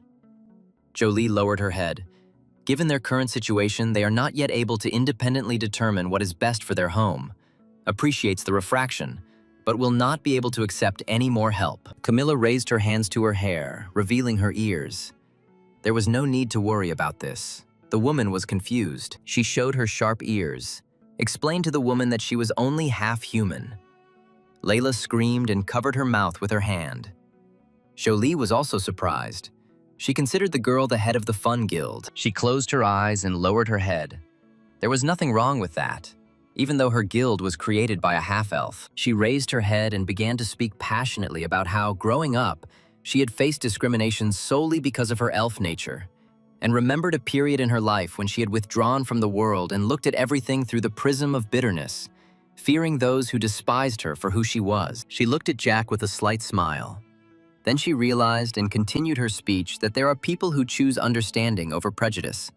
They can really change the situation for the better. She turned to the director, who was also the same person, and raised her head. The woman opened her mouth in amazement. Jolie felt something, as if the wind of change had touched her too. These guys could change some things. And this breeze of hope blew to the one who was thirsty for change. Ricky spied and eavesdropped with trepidation in her soul. After the conversation, Camilla bowed to Jack, asked him for forgiveness, But there was no need to apologize, was his answer. The girl had promised the largest donation they could accept, so now she was scolding herself for her words. Despite all this, the guy admired that today the girl behaved like a real guild leader and would support her until she did something dangerous. The girl was embarrassed, raised her hands to her face, her cheeks turned red, and tears glistened in her eyes. She breathed out the guy's name, but then she folded her arms across her chest and noted with displeasure that she didn't understand the reason for meeting with Mika. It hurt more than she thought. They interrupted her again. Ricky ran towards them. The guys looked at her, stared in anticipation. The hybrid was in a hurry, nervously fiddling with her hands, afraid that she had missed her, breathing heavily, and her eyes were burning with determination. Jack spoke up, asked the reason for their appearance. The girl bent over to catch her breath.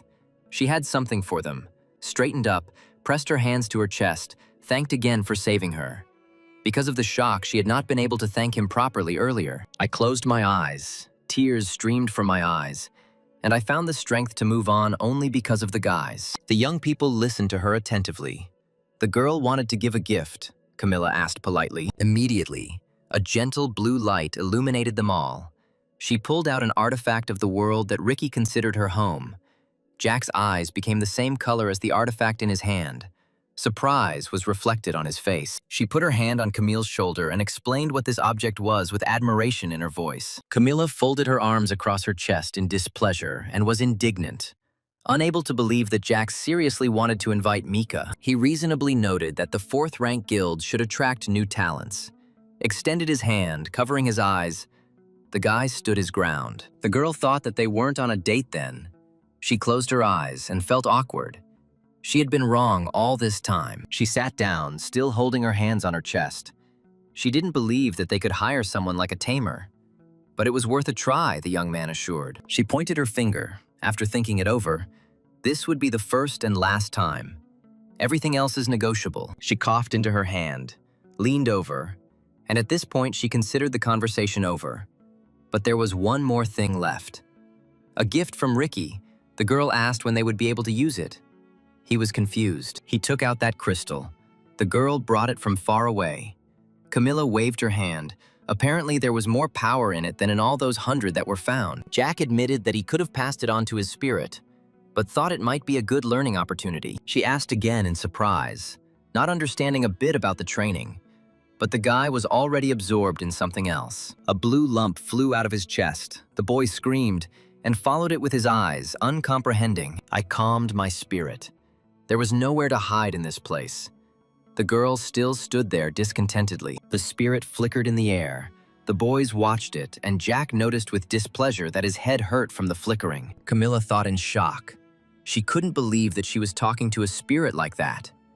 She saw the closeness between them. He pointed his hand at the mana crystal, lured the blue flame, tempted it with power. The ball jumped up to the crystal, but the hero stopped it with his hand.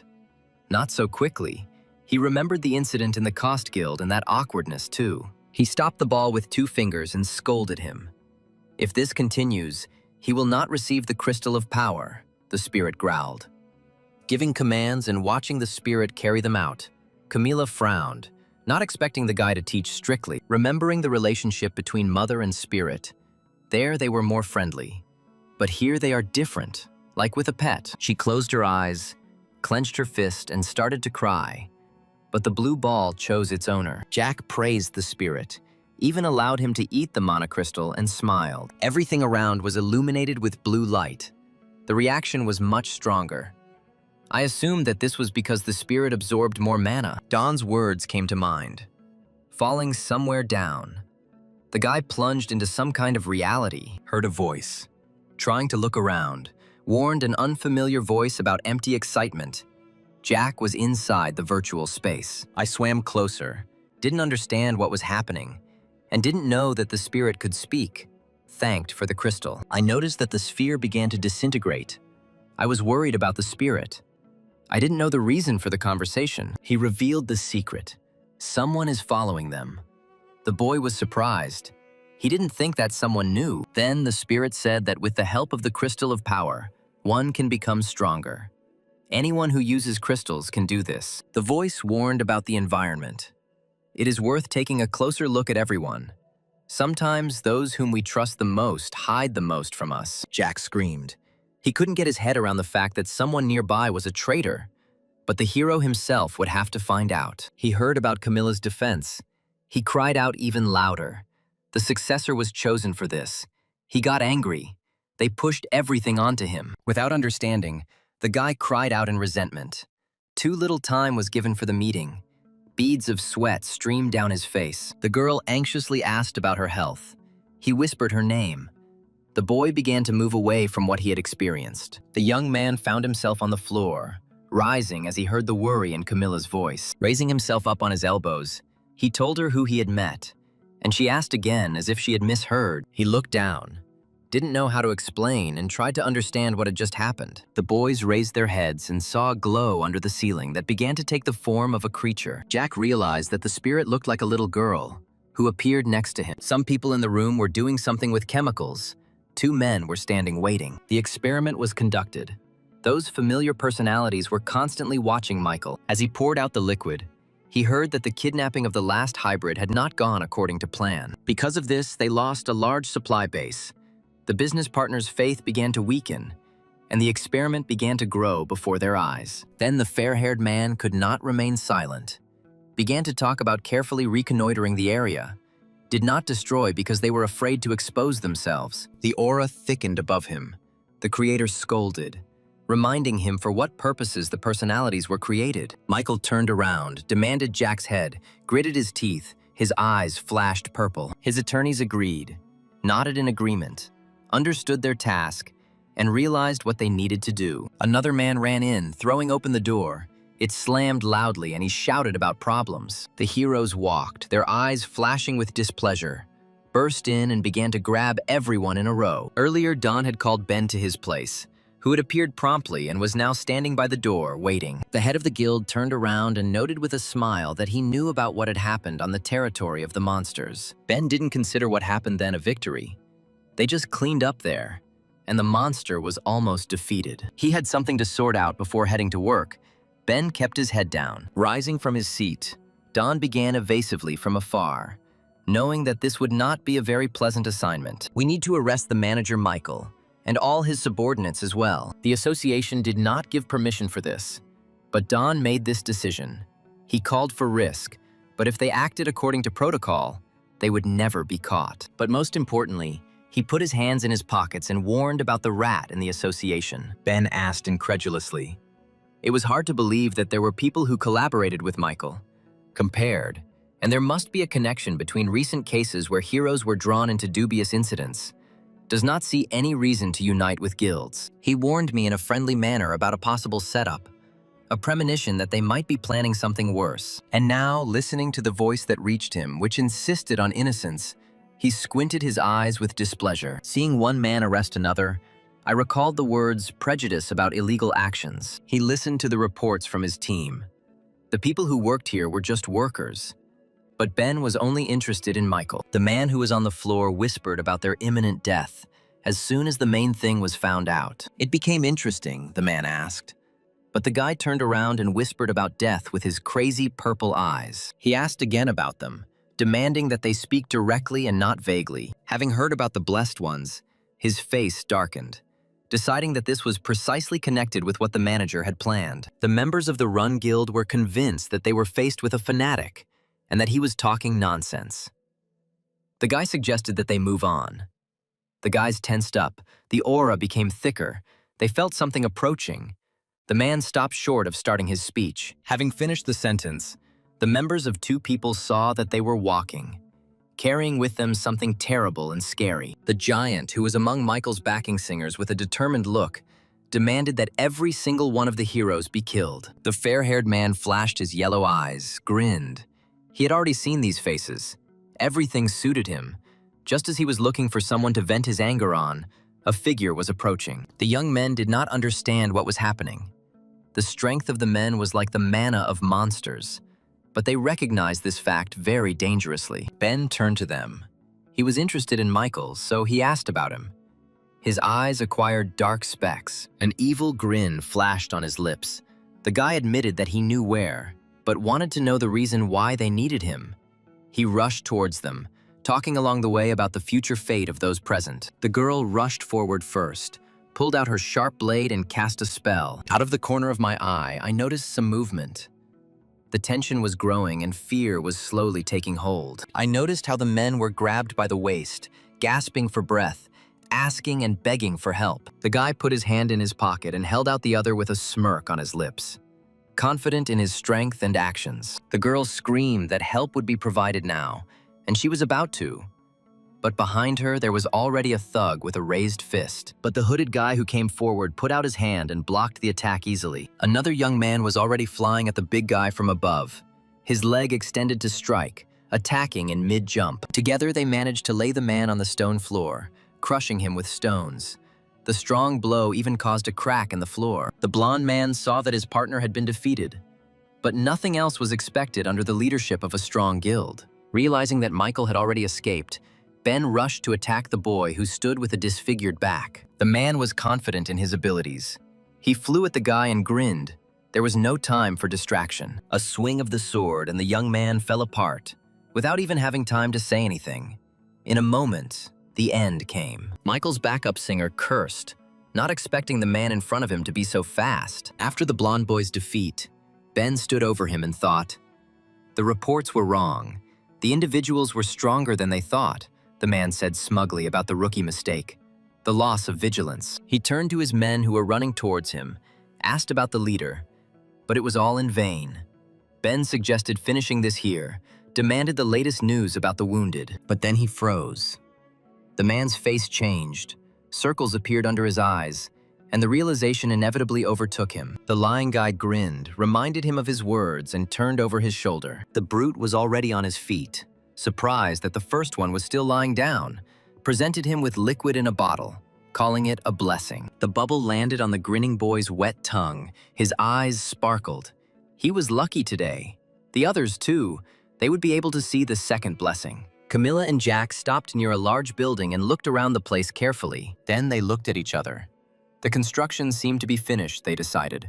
The guy spoke about the Earth Mage. They were met by a woman who cheerfully greeted the members of the Fun Guild. The secretary held the tablet close to her, showed interest, and curiously asked about the purpose of the visit. The young people straightened up, wanted to see the head of the Dawn Guild, and were now waiting for an answer.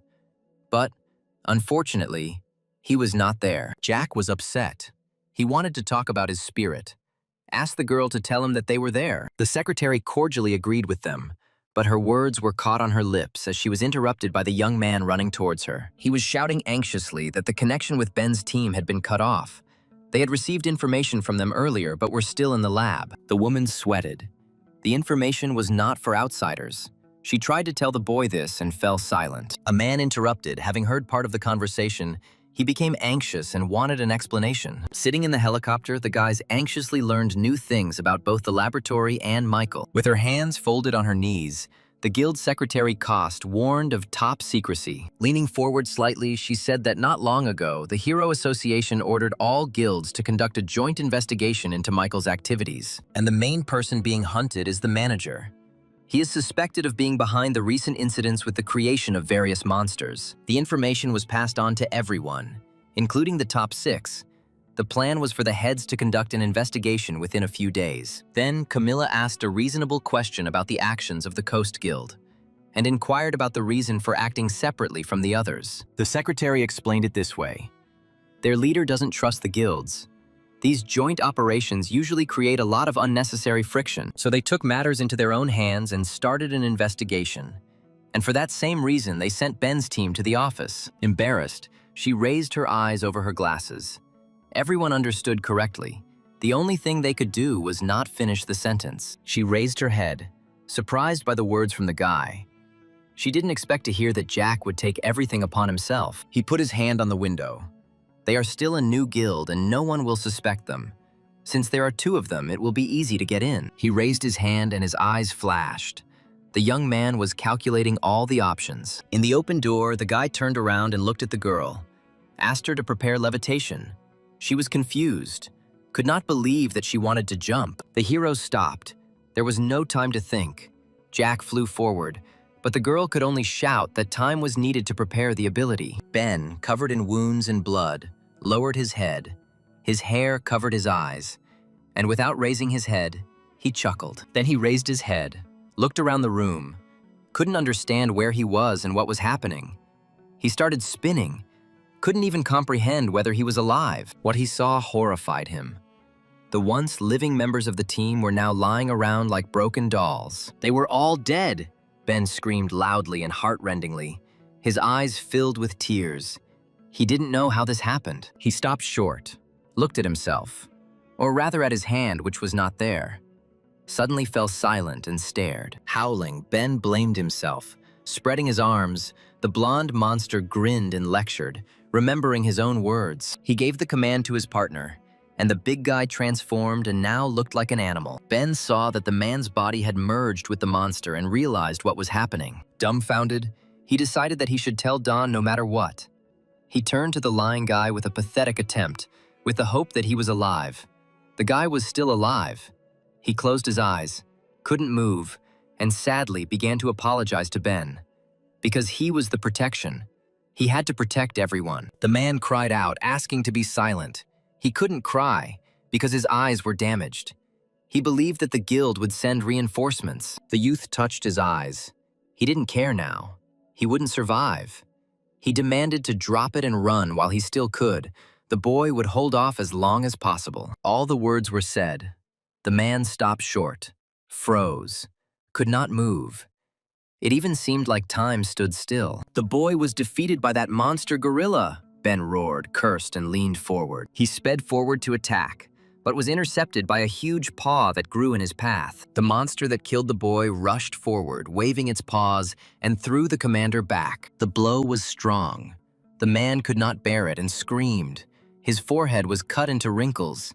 His eyes rolled back from unbearable pain. The fair-haired boy slowly approached them, grinning, revealing the secret that they had long ago received information about the hero's plans. Unexpectedly for all of them, a couple appeared, moving to the side, attracting the attention of the villain. Camila looked around the room, pressed her hand to her lips. "We need reinforcements. We need medical help." Before Jack could say anything about the end, a thug in the form of a gorilla rushed towards them, remembering the boss's words about the youth's head. The blonde boy screamed in a pathetic attempt to get his partner back, swore, his face becoming more and more changed. He didn't hear him. Already completely captivated by the goal, his eyes flashed purple and he jumped on the hero. He asked Camilla not to interfere. Let her stay safe, together with the spirit. A little girl with wings appeared on the open palm. He rushed into the attack, his eyes flashing, a sword already in his hands, swinging it, determination in his gaze. The boy felt a huge force from the spirit, deftly wielding the sword, dodging attacks and using the extreme spell, the Blade of Aura, controlling the elements, a type of magic that allows you to use the forces of nature. But only if we talk about real control of the elements. Elemental magic, born from a real connection with an elemental, works on a completely different level. For Jack, getting close to the elements was an easy task because he had one big problem. This character was weak. Unlike some heroes who were born with natural magical abilities, every time the guy used his abilities, he put his life on the line. So without power, he used as little as possible. But now, it's different. You can use elemental mana together with your own. The sword appeared in his hands again. He rushed into the attack, his eyes sparkling. The sword also took on a blue glow. The guy was no longer constrained by restrictions. He prepared to use his power. And in this way, he became a real air elemental. The fair-haired half-man, half-monster watched the hero, cursed, and did not understand what was happening here. Jack was able to kill such a strong monster with one blow and sent it lying in a crevice on the floor. The gorilla changed back into human form, whispered about the hero, and the guy cut him in half. Jack towered over him. The giant's words about the boss's order could be heard. A little girl, the spirit Sylph, fluttered nearby. He looked carefully and was interested in the power of the purple color, which can only be seen in mutated monsters. Ahead, the boy saw that bright boy, and Jack realized that he had merged with the mutated monsters. I also remembered a small skirmish in that small alley, where our paths had already crossed. He failed to finish him off then, but this time he will not leave, he promised, watching every move of the villain. The sword appeared in his hands again. He rushed into the attack, his eyes sparkling. The sword also took on a blue glow. The monster clenched his teeth in impotent rage. The hero was too strong, he understood. And facing him face to face now would definitely be a death sentence. But the boss's order about Jack's head came to mind. I imagined what would happen to him. I clenched my teeth, and there was a crack. He looked at the man's body. He could use it. He stopped, froze. He grabbed the modified hand. Ben hung in the air and began to blackmail the guy.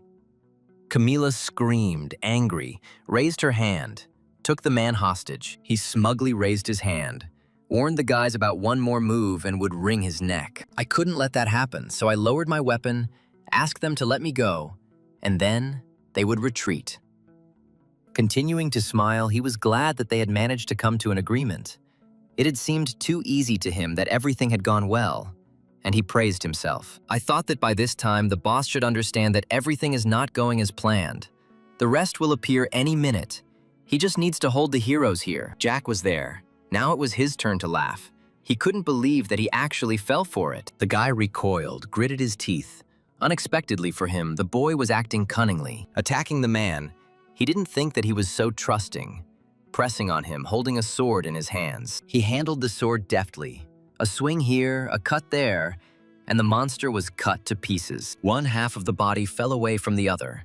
Not understanding, he was in his second form, and he was cut down with one blow. The gnashing of teeth was heard by everyone, and the upper part of the monster flew to the floor in frustration. The sharp blade pressed against the guy's face, and the shining eyes of the half-human, half-monster creature began to fade. The young man towered over the monster, asking him again now, pressing with his blade while waiting for an answer. The hero was interested in what Michael was planning.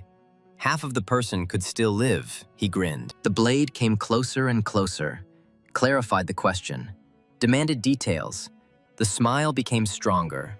Now he understands why he sees a threat in him. He admitted that the boss wanted to kill him, but the boy should think about joining them.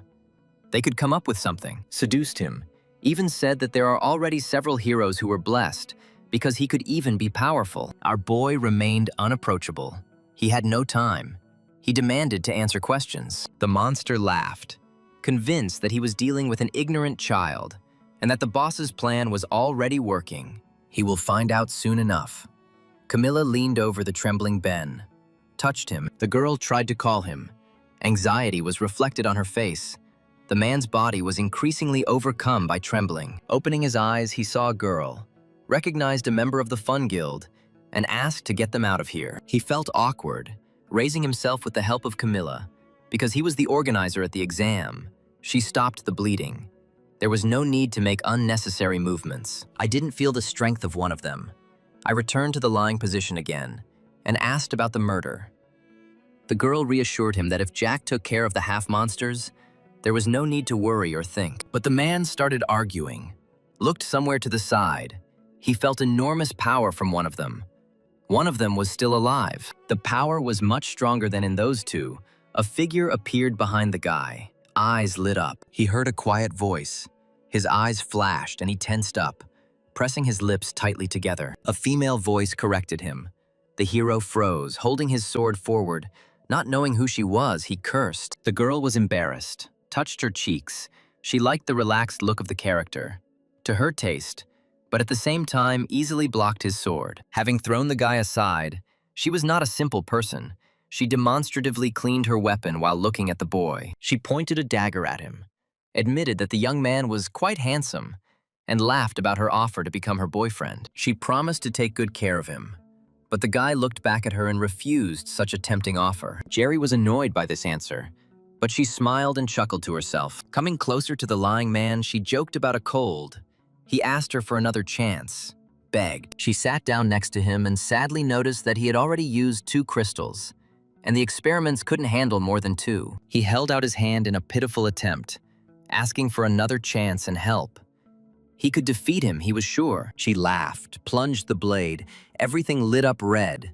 She hated to repeat it. For people who can't fight, there is no second chance. And the boy's eyes faded, the purple color gradually fading from his face. She pulled out the dagger. A smile lit up her face again, and turned to the guy, saying that he only had one chance. Jerry straightened up, holding her side with her hand. The boy and Sylph stared at her. Unable to bear it, Jack asked about the side. It seemed to him that all these modified creatures were on one side. She brought the dagger to her nose, scratched it, and laughed. There was pity in the guy's voice. It was a useless thing, was the answer. She explained what kind of people like that bright boy were, then pointed the blade at the hero.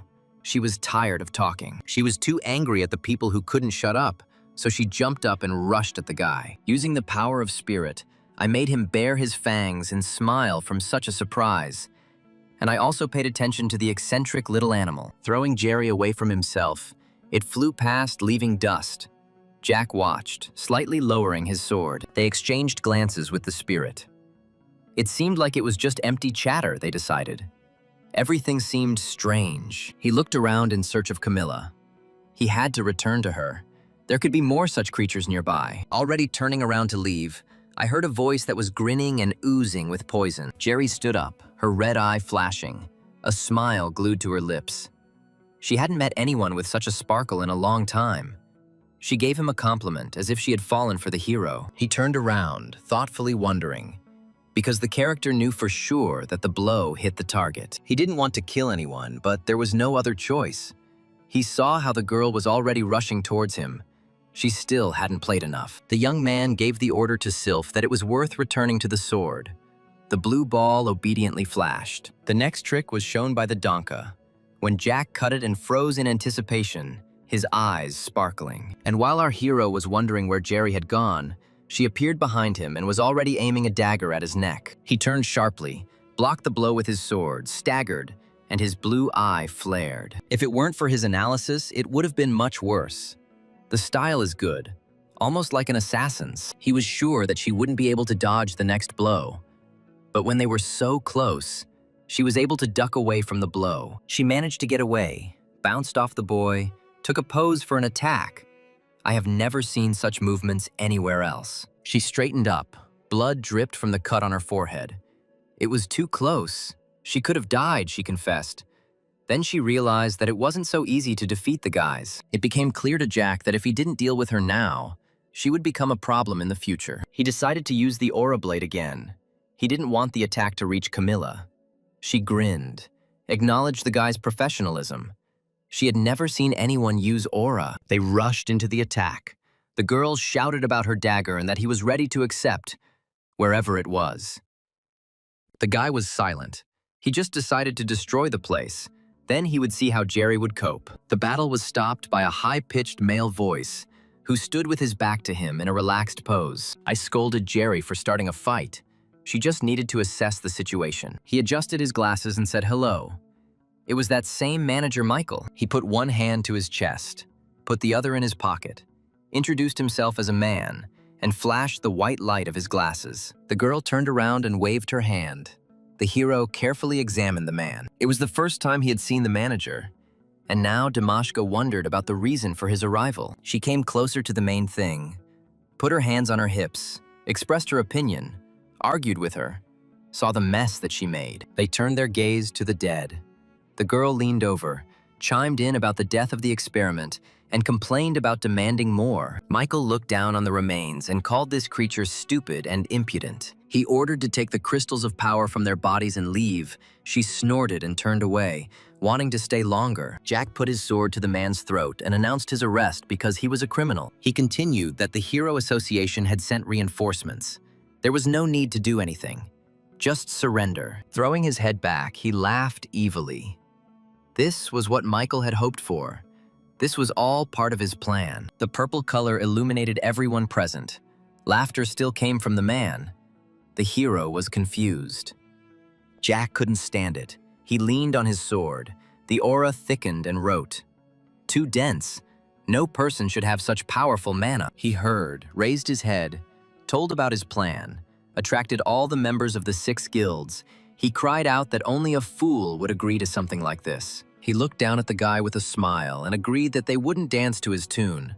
But the girl chimed in with her own comment. When the suggestion about the traitor was made, Jack fell silent in shock, his eye blazing. I imagine a man sitting in the office and sorting through documents. sorting out the necessary sheets. The chairman of the Association of Heroes looked at his wristwatch and decided for himself that it was time. Coming out of his office, looking back at the door and quietly closing it, the man was in a hurry. The head of the guild, Koss Don, appeared in front of him. He put his hands in his pockets and watched the guy closely. He winced slightly, found the traitor, and now asked how he was doing. In such a tone that the hair on the back of his neck stood up. He nervously touched his glasses, pretended not to know what was being discussed, and even tried to turn it into a joke. Don didn't try to prove anything. He just went and dumped a nearby stone wall on him. And the man fell. He grimaced and began to say that the one who can control all the heads of the guilds is the same person who leaks all the information to Michael. Don found the rat, leaned forward a little, his eyes flashing with displeasure.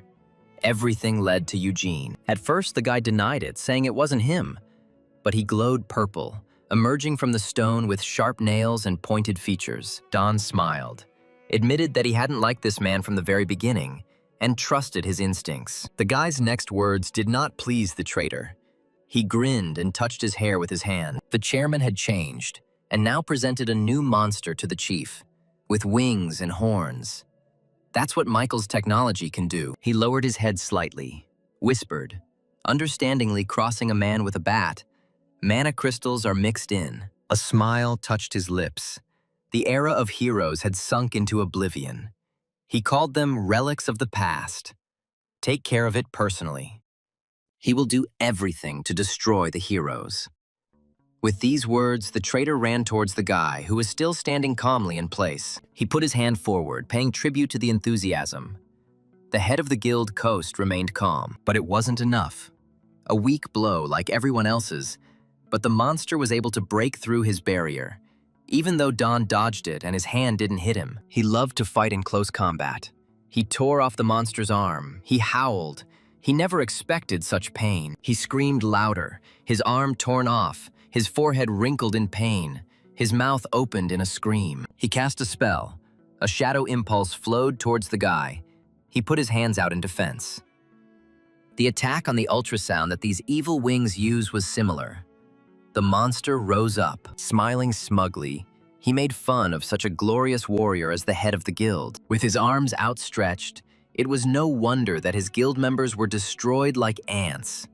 With such a weak leader, they had no chance, appealed to the feeling of guilt. I stopped short as soon as I heard the guy's words about screeching like a bat. My face changed. Pain flashed in my eyes. He scratched his ear with his finger demonstratively. He didn't like dealing with evil wings. They were too noisy. And there wasn't even a scratch on the hero. He looked through the hole in the wall. They are heroes, Don admitted, always ready to risk their lives. He clenched his fist. There was no point in deceiving himself. He was sure that Ben wouldn't give in so easily, especially since he admitted that his little tricks weren't bad. Don's face changed. It became angry. A smirk appeared on his lips. He pointed his finger.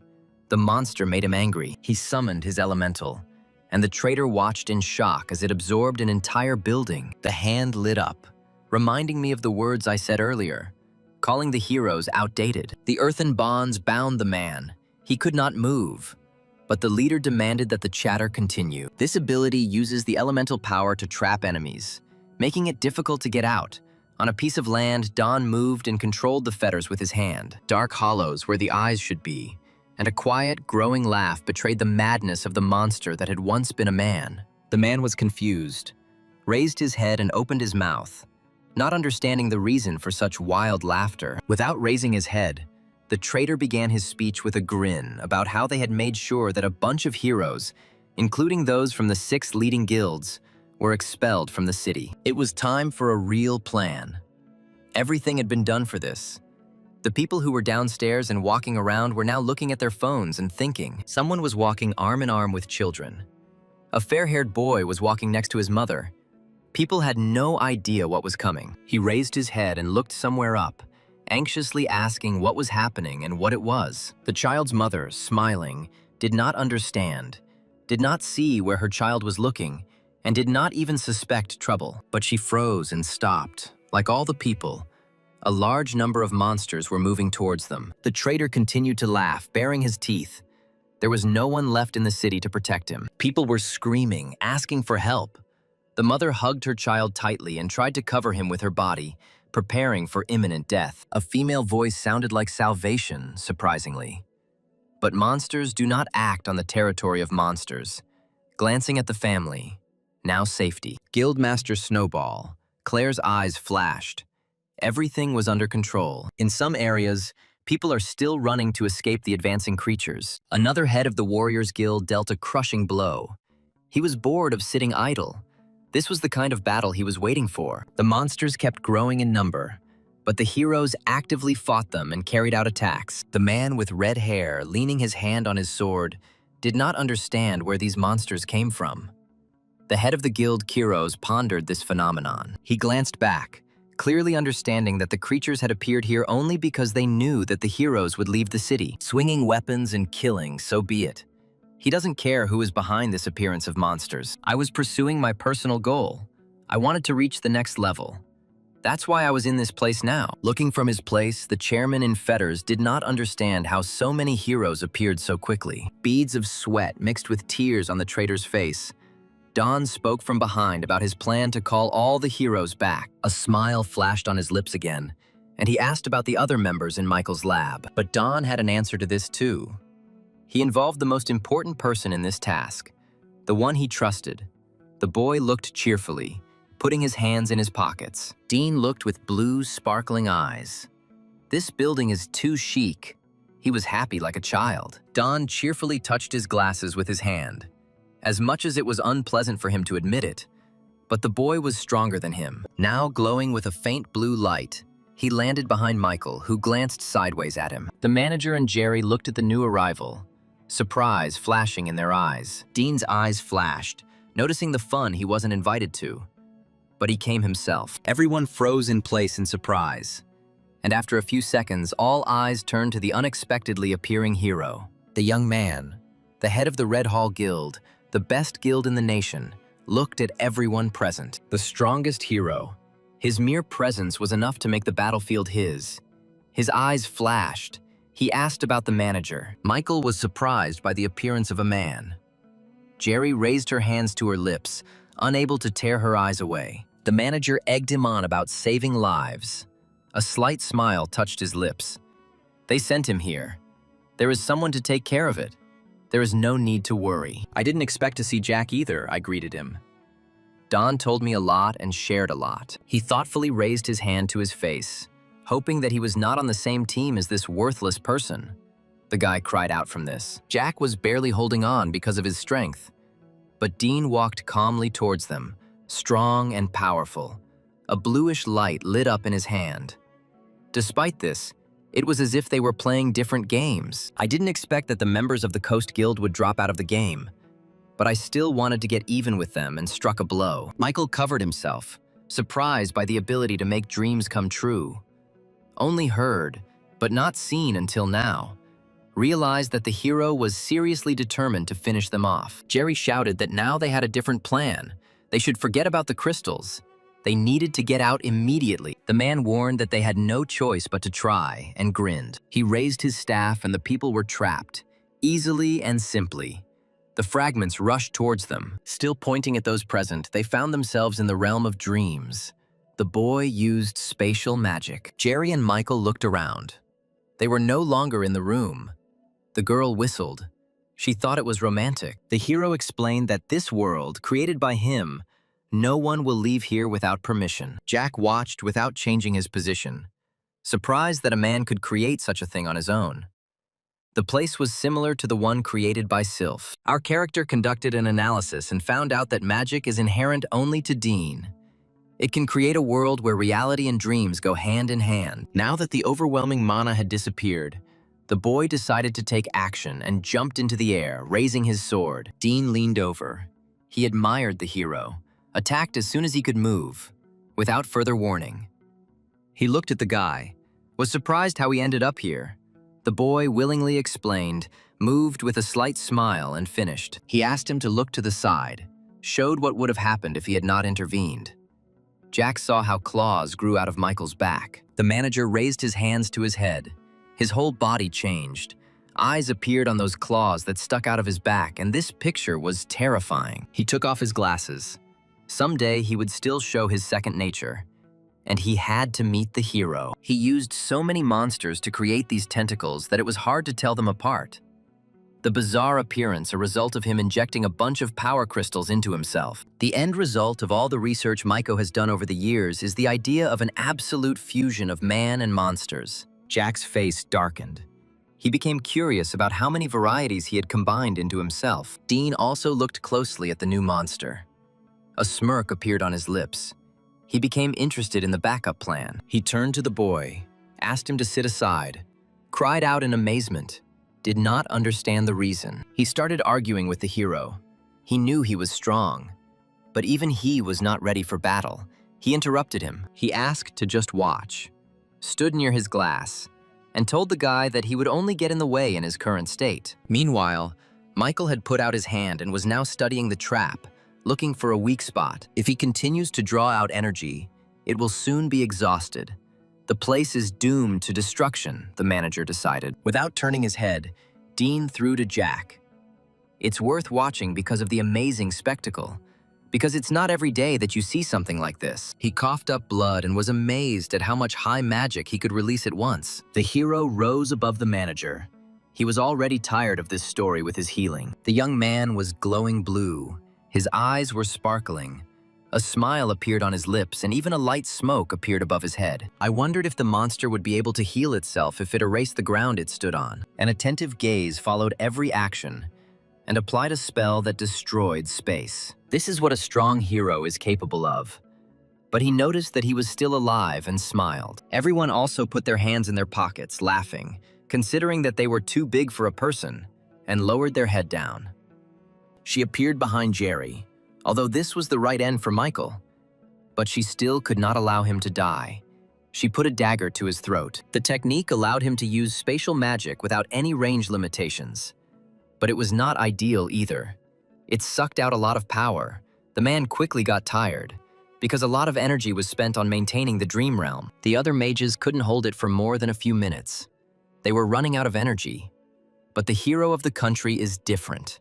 He has an insane supply of mana, which allows him to overcome this limitation. So this character is known as #1 in the country, but he had a weakness. The guy can only use his ability at a safe distance. If someone gets too close, the distortion can have the opposite effect, harming him if he allows someone to get close to him. He always remains on guard and does not let the enemy get close to him. But somehow, Jerry slipped through and ended up in his safe zone. It wasn't even that the man couldn't feel her. He simply forgot that she was there. He looked at the knife in surprise, thought how easily he had managed to slip past his heightened perception, and was amazed at the technique. When the man asked about her nation, she was surprised, smiled. The girl was impressed that she knew. He glanced sideways at the girl and winked at her. He knows about her race because he was involved in her death. 20 years ago, the race invaded the Earth and started a full-scale war. The people of her nation changed the Earth. A large team of 5 people, including him, exterminated them. They were heroes. At least, he was sure that no one survived. He continued to talk about how seeing any of them alive was a huge shock, and the only thing that was confusing was working for Michael. She stopped, froze, even slightly pulled away from the guy. Her lips pressed into a narrow line. Red eyes flashed. The girls laughed, not understanding why they needed to take revenge for a bunch of weaklings who couldn't even win the fight. It was all because she was bored. She just wanted fun, chaos, blood, a world where the fighting would never stop. A world filled with screams, where people tore each other apart. That was her ideal picture. Also continuing to hold the dagger near her throat, she asked about the fun. The boy laughed now. A typical representative of his nation decided. For this reason, she couldn't let the manager be killed, because the fun would be over. And her boss had big plans for him. He glanced sideways in surprise, asked about the leader who presumably died long ago. But Jerry did not give a full answer. As much as he had hoped, he was unable to obtain more information. He grinned because behind him, Jack was already taking action to protect him and defeat Jerry. He chuckled. If his skill couldn't handle her, it didn't mean he couldn't use it on others. Jack used his spell, the Blade of Aura, and cut the dream realm to a great depth, landed, and looked around. A guy appeared and started scolding Jack for the fact that he could have cut him in half. But he didn't hold back. He knew he could dodge it. The main character looked at the destruction and could not believe that he had destroyed such a huge piece of his kingdom. The wind control was impressive.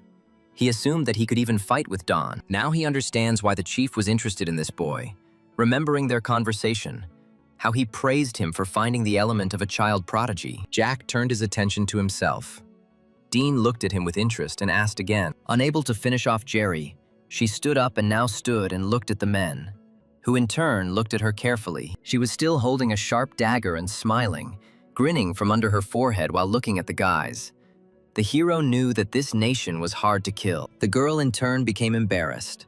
A blush lit up her cheeks. She fell in love again, as it seemed to her, with the character. The men covered themselves with their hands from the dust. It was a spatial rift. Jack's last attack was too strong, so the space is now unstable, Dean explained. Jack's eye flashed. He couldn't let them get away so easily and rushed to attack. He was stopped by a young man. Now everything is absolutely useless. If they are not careful, the crack can suck them in. Then Dean looked at the girl again and saw that she also knew how exactly his dream kingdom worked. He was surprised by this, because two people really know magic well. Don and the one he thought was dead. The leader of the nation, which included the girl, was considered dead. But apparently this was not so. She said goodbye to the men, promised to meet them again, left them, and disappeared on the spot. The main character turned his head. She was right here, he noticed with annoyance. But they let her slip away.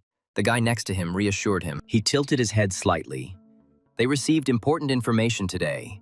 Since she survived, they thought that they were all destroyed. Apparently he has teamed up with Michael and is planning to turn the world into chaos again. If they attack, it won't be limited to the country. The whole world will become a battlefield. Dean began to draw his spell, putting away Jack's sword, clarified that he heard what they were talking about, and asked again. The young man stuck out the tip of his tongue and egged the boy on, saying that he needed to prick up his ears. He turned to him, holding tightly to his staff, and said that they were heading back to the city. They couldn't do anything now anyway. Jack immediately cried out, because they couldn't just walk away and leave Camilla and Ben. The man decided that he would send reinforcements, no question about it. And the guy followed him, cried out in surprise, already penetrating into the transparent space. Together they rushed along some portal created by Dean. On the way, he might feel a little nauseous.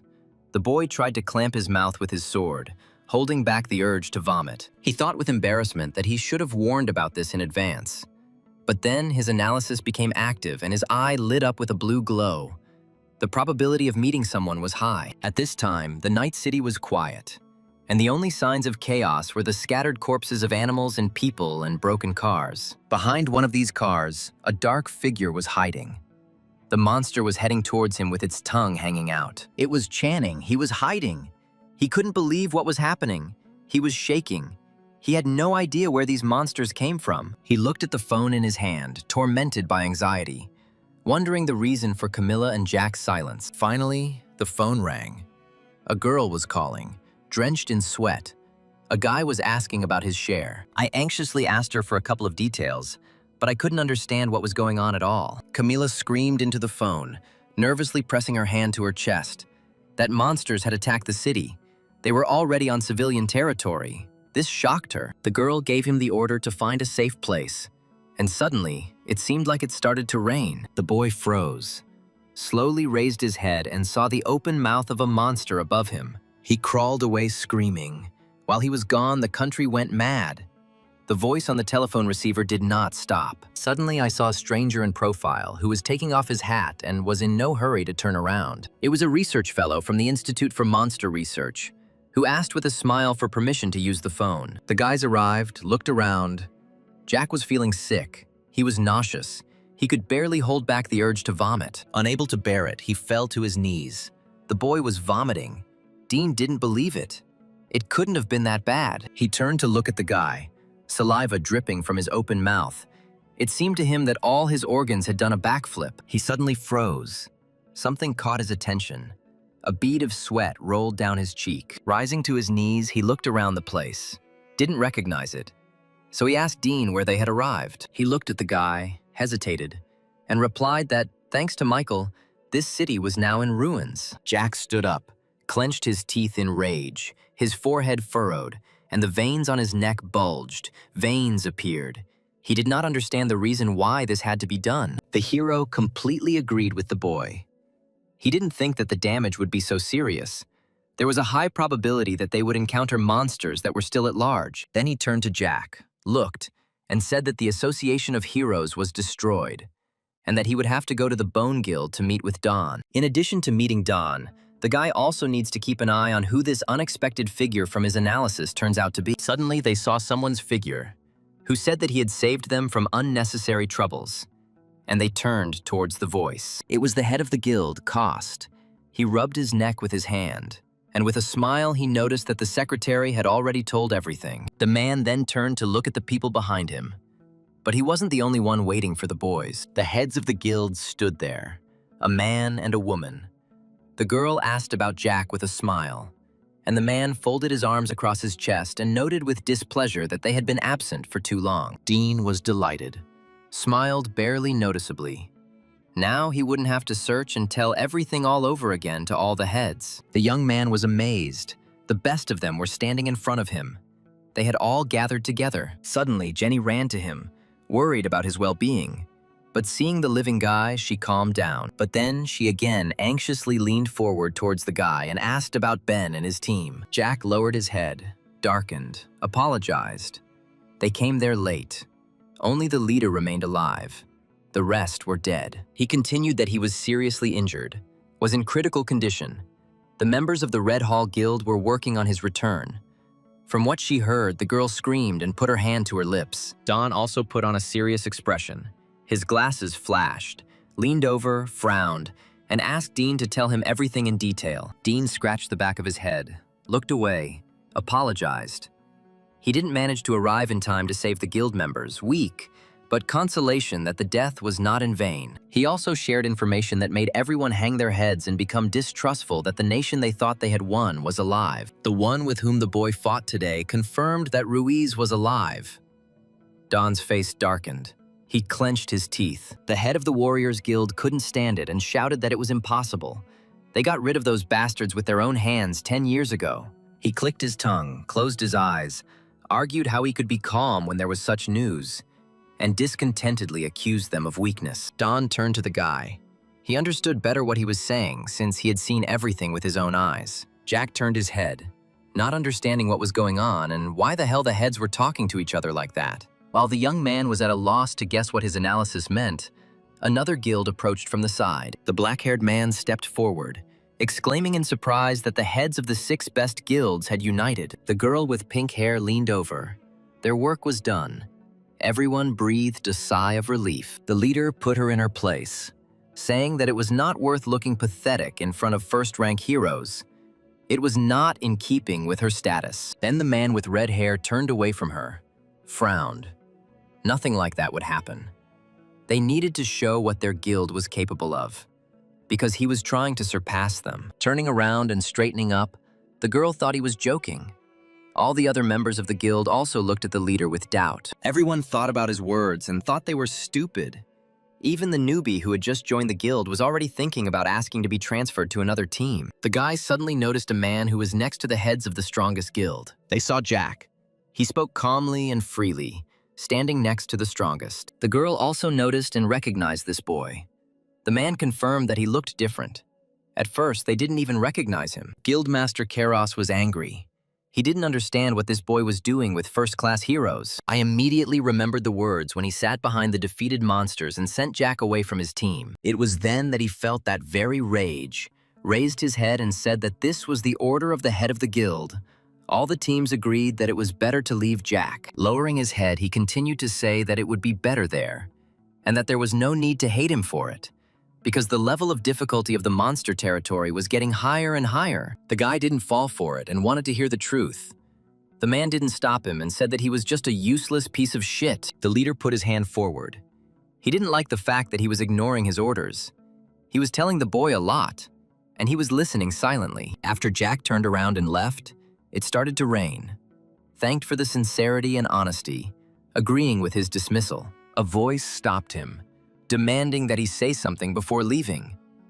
The boy adjusted his glasses, took them off. He flashed his eye, turning to his former boss and said that he would never reach first rank no matter how hard he tried. These words still sounded for the man, and now the veins on his neck swelled with rage. His eyes sparkled with blood. Then at that moment, the hatred towards Jack became very strong. He could not stand any pity towards himself. Behind the Keras Guild, two people appeared. A man who was rolling a suitcase, and a guy who put his hand to his forehead in an attempt to see something. Jack's ability instantly activated, and his eye gleamed, looking for a possibility.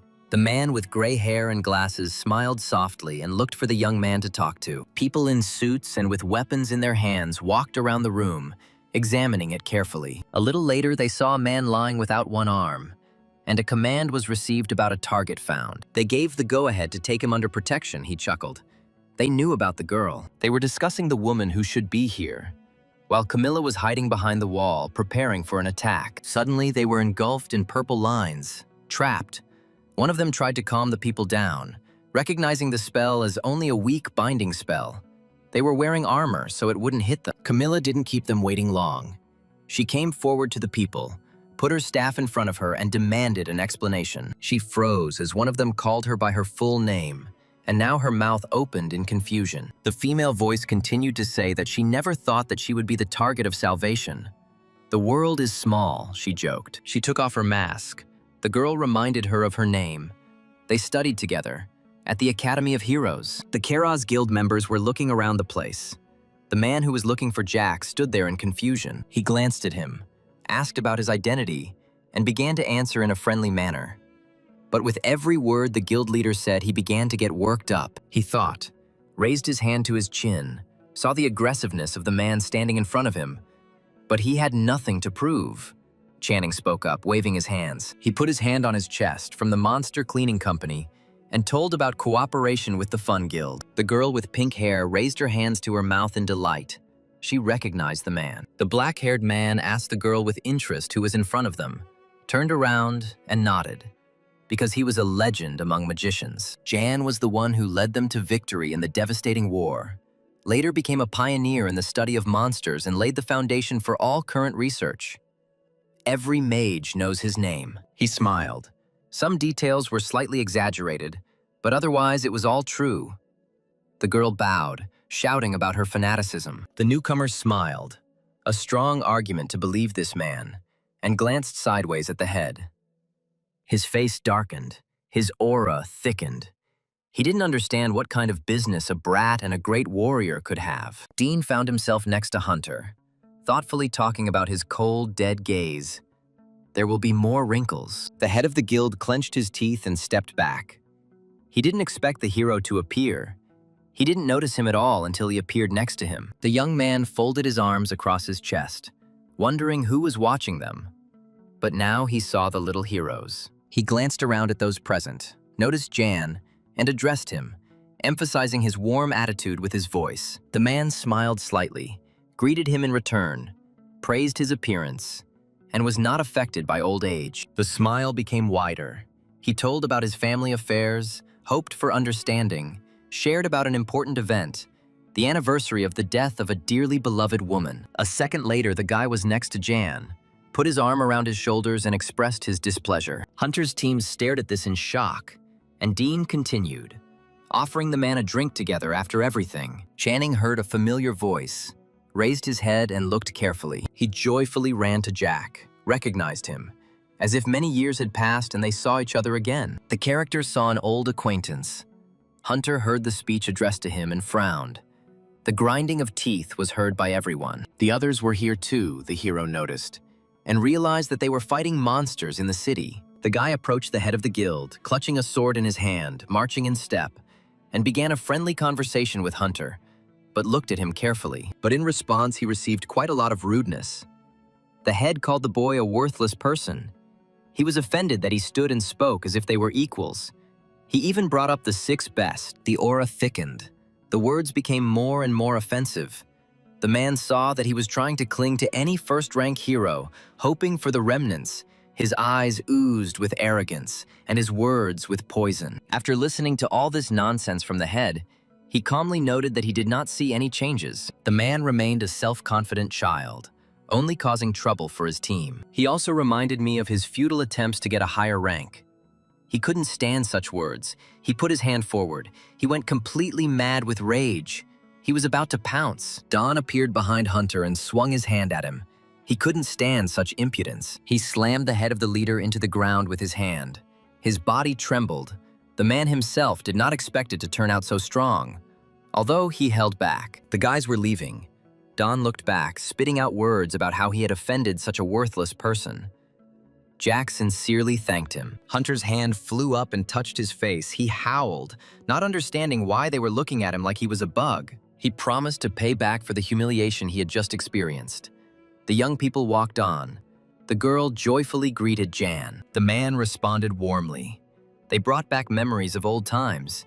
He remembered them as newcomers. Don put the old man in his place.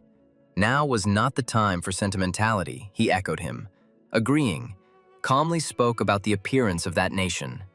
The head of the guild Cost was confused and surprised by the statement. The other heads were convinced of the race's appearance.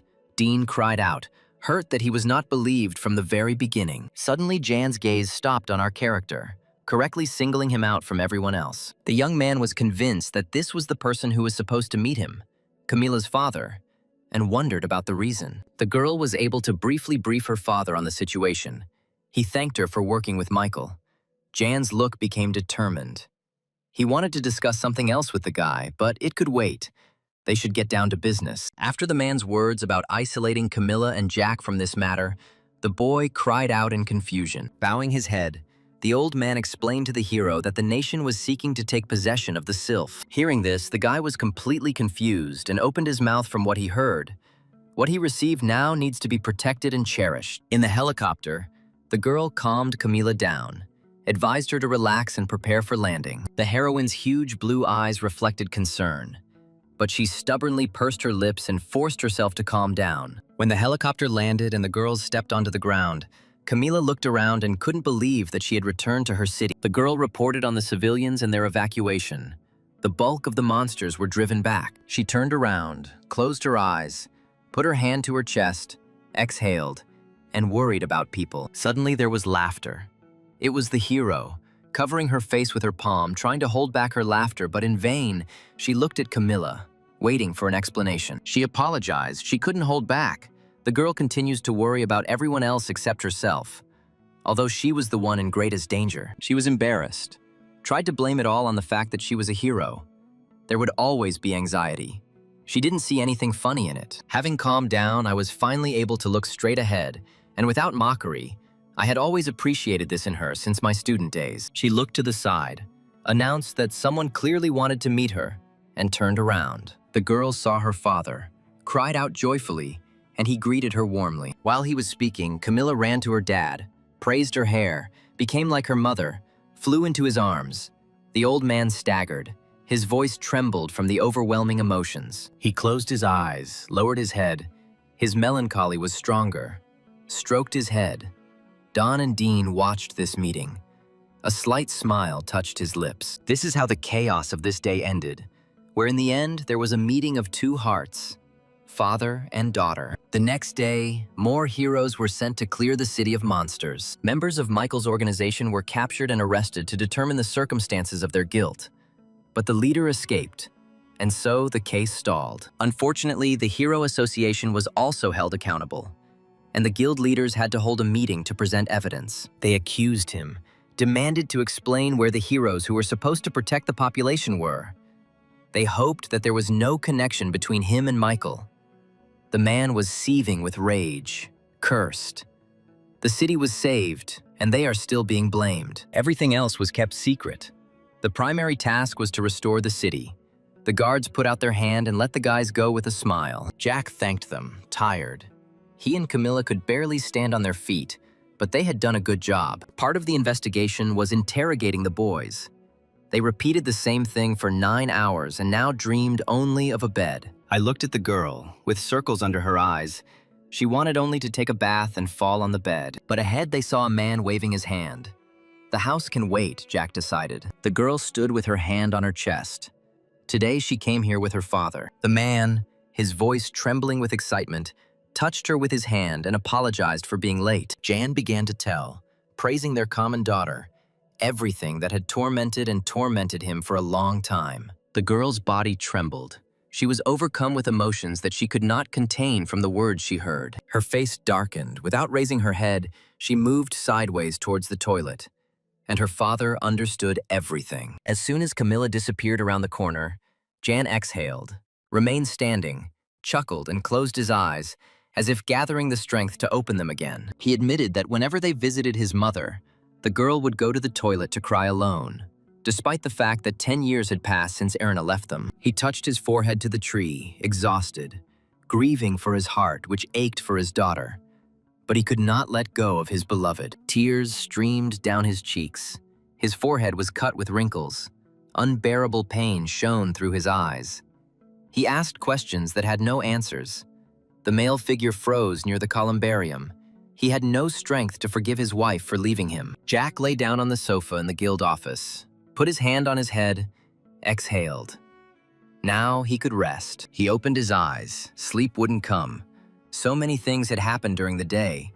Thoughts were feverishly spinning in his head. He was sad that he had let the villains escape right from under his nose. But he was glad that Sylph had awakened and would now be able to use more power. I remembered Jan's words. They chose the guys for their hunt. And I understood that I had to try even harder. He also told the boy about his beloved woman, who was killed by the leader of the race, tried to steal Erna's powers. Then they were able to stop him. But now it's happening again. The realization made the boy jump. This is not something that will simply disappear if they avoid it. They will definitely cross paths with the killer of Camilla's mother. You need to become strong. Just like Don and Dean chose his idols. Suddenly, the boy perked up, glanced sideways at the door. All his instincts were simply screaming. The eye lit up blue. The hand itself reached for the scabbard to pull out the sword. He heard a voice. A female figure with long dark hair appeared in the doorway. She calmly walked towards Jack. Mickey beamed with a smile, greeted the hero, and complained that they hadn't seen each other for a long time. It was getting dark. Channing walked, clutching the strap of his bag and thinking, his head down. People were hurrying about their business. Suddenly he heard fragments of sentences. He raised his head and looked carefully, trying to make out what was being said. Two boys were looking at the phone, discussing something furiously and screaming. They started talking about the hero they had recently seen at the bus stop, and were surprised by his popularity and communication with the strongest. Channing understood who they were talking about, immediately approached the guys, smiled. Since they were talking about an autograph, he wouldn't give one without his permission. After the monster attack, footage of Jack next to the first-rank heroes spreads at lightning speed. There was a lot of hype around the new hero. Everyone was waiting for him to show up. The guy grinned. It was just beginning. A smile appeared on his lips. The boy was sure that the Fun Guild would succeed. Camilla and Jack had advanced far. Until that day of glory arrives, Channing will be the representative. We'll be there to support them on this difficult path. Approaching the door, thoughts were occupied with the upcoming affairs. I had almost opened the door, but I heard a female voice and froze like a shadow in the doorway. I recognized the girl. It was the head of the guild, Snowflake. I listened to their conversation. Jack warmly welcomed the guest. It was not worth coming. There is a phone, he reminded. Channing seemed to hold his breath, not understanding what she was doing there, his thoughts racing. Meanwhile, the girl finally gave an answer to the guy's proposal, and now she is here in person to announce her decision. The young man behind the door decided that they were on a date and declaring their love. Everything pointed to this, and there was no doubt that Mickey and Jack were now together. He covered his mouth from the excess of emotions. Love flourishes even during war. He was a little jealous. Tears rolled from his eyes. Jack continued the conversation and had no idea what was going on behind the door, and suggested that the girls study the contract with Camilla. He felt relieved, because if a hero of such a level joins them, it would be great. The girl turned her head in search of her animal. The door swung open and Channing came slamming into the room, falling to the floor with a small chinchilla sitting on his neck. His whole body was shaking, and the animal grabbed his cheek with its small paws and did not let go. She folded her hands together. Mika was worried about the chinchilla. She thought that it had run away. She asked to let the boy go. Jack turned his gaze to her in surprise. Now, the one who was actively gnawing the boy's ear was that healthy creature. The hero could not believe it. He compared the animals. Camila was driving to her office when she received a phone call and some great news. Together with his father, they drove from their mother, fully agreeing with the guy's decision. The girl would be a great addition to the team. Jan, without taking his eyes off the road, showed interest in the very same tamer who was now on the team. Once again, he reminded her of her mother. The girl became embarrassed, raised her hand to her hair, and tried to argue about her unpopular guild. She raised her head, reminded her father of Erna's place. She always dreamed of a large guild with the head of another race. She was ready to do everything so that her mother's mast would come true no matter what it cost her. Later, a man in the office of the Fun Guild introduced himself to Mika, extending his hand in greeting. She happily accepted the greeting and introduced herself in a friendly manner as a new member of the guild. He assessed the girl's hands, made an analysis in his head, and decided that she was undoubtedly an experienced hero, judging by the calluses on her hands. Not only a tamer, but also an experienced archer. He asked to look after his daughter. It became awkward for both Jack and Camilla. The guy even got the feeling that his father was talking about work. The young man understood why he was so careful, because Camilla could become a target of that nation. So his checking of the new guild member made sense. He turned his gaze to the animal, asked about the chinchilla. The girl bent over and replied that it was so. In fact, it was in its reduced form, and it still did not tear itself away from the shaking Channing, who was trying to tear it off his head. I was very surprised that the animal could change its size at will, and looked thoughtfully at the long-eared one. When he heard that the animal could reach 3 meters, he was even more amazed and reached out his hand to the growling chinchilla. I wanted to take a sample of the fur. It could be a valuable addition to the study. But the chinchilla growled menacingly, opening its small mouth. Mika decided to give the sample later. Lightly touching the man's hand and removing it, explained that she was not the most affectionate animal, especially when it came to strangers. Finally, Camilla got in the way.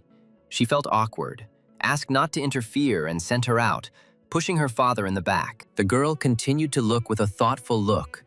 The chinchilla in her arms was still restless. There was another unknown reason why Sheila was so wary of people. In a dark room, under the supervision of other people, a beast-like man walked slowly. The president greeted Isak without turning to him, but his back was tense, and asked about the purpose of the visit. I sent Rios to make sure that everything was going according to the original instructions. In the flask, which was connected to the high control, a male figure was floating in a purple liquid. Being inside this strange flask could not stand it.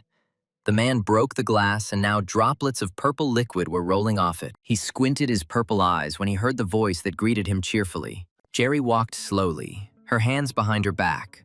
A slight smile, like a big grin, appeared on her lips. She admitted, chewing a candy in her mouth, that she was bored while she waited for him for 3 days. The young man, realizing that the plan had failed if he came back to life, raised his hand into the air, from which liquid continued to drip. The girl leaned forward a little and replied with a smile that the previous one was dead, and now a new one has appeared. Still, the young man did not understand why he was resurrected until he heard a voice that came from the side that it was his order. Ruiz walked with his white eyes sparkling and admitted that it would be a shame to lose such a person. He was still standing there and didn't understand when the girl lowered her head and flew like a bullet towards the boss. She ran to the boss, opening her arms wide.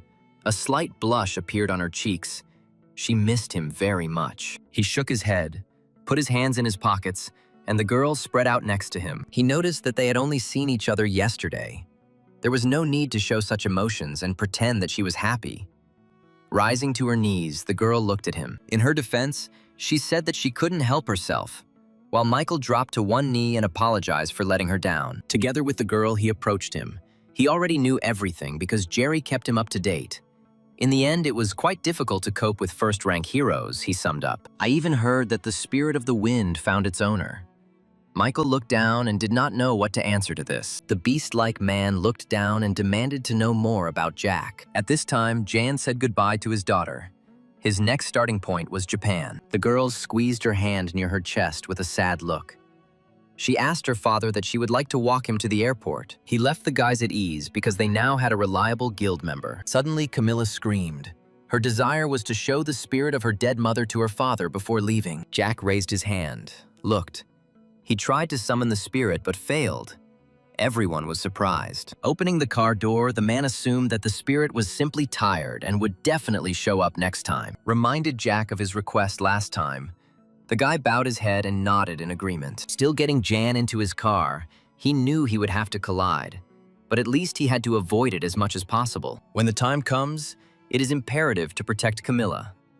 These were the last words spoken by the father. The guys remained standing near their office and watched as the car drove out. The man gripped the steering wheel tightly, and wrinkles cut into his forehead. He was thoughtful. Jan's eyes flashed blue. No matter how hard everyone tried to avoid it, fate would still find them. Camilla turned to the guy, folded her arms across her chest, and narrowed her eyes in displeasure. She was interested in the conversation with her father. She put her hands on her hips and advanced on the boy. Not believing that this was a simple conversation, it sounded quite suspicious. The guy thought that it was worth keeping the events of 10 years ago a secret from Camilla, but she demanded that they be revealed. Turning around, he threw her a farewell that there was nothing like that there. In any case, it was necessary to finish. Camilla screamed and extended her hand. I asked if he was free to go into the bank. He turned around in surprise, looked, and was interested in this news. The young man was greeted very warmly. Bank employees were already waiting for him and seeing him off. The guy had a gold card in his hands. He looked at it with his mouth open in surprise. But when he was a member of Kiro's, he couldn't even dream of such a thing. There was a corporate card issued by the government for the needs of the guild. The government partially pays for the needs of the guild. It is incredibly difficult to get one of them. I raised the card up. It shone beautifully. People who met the man wondered. They saw his sword and understood that he was a hero. He was sad and looked at his sword. He shouldn't have taken it with him.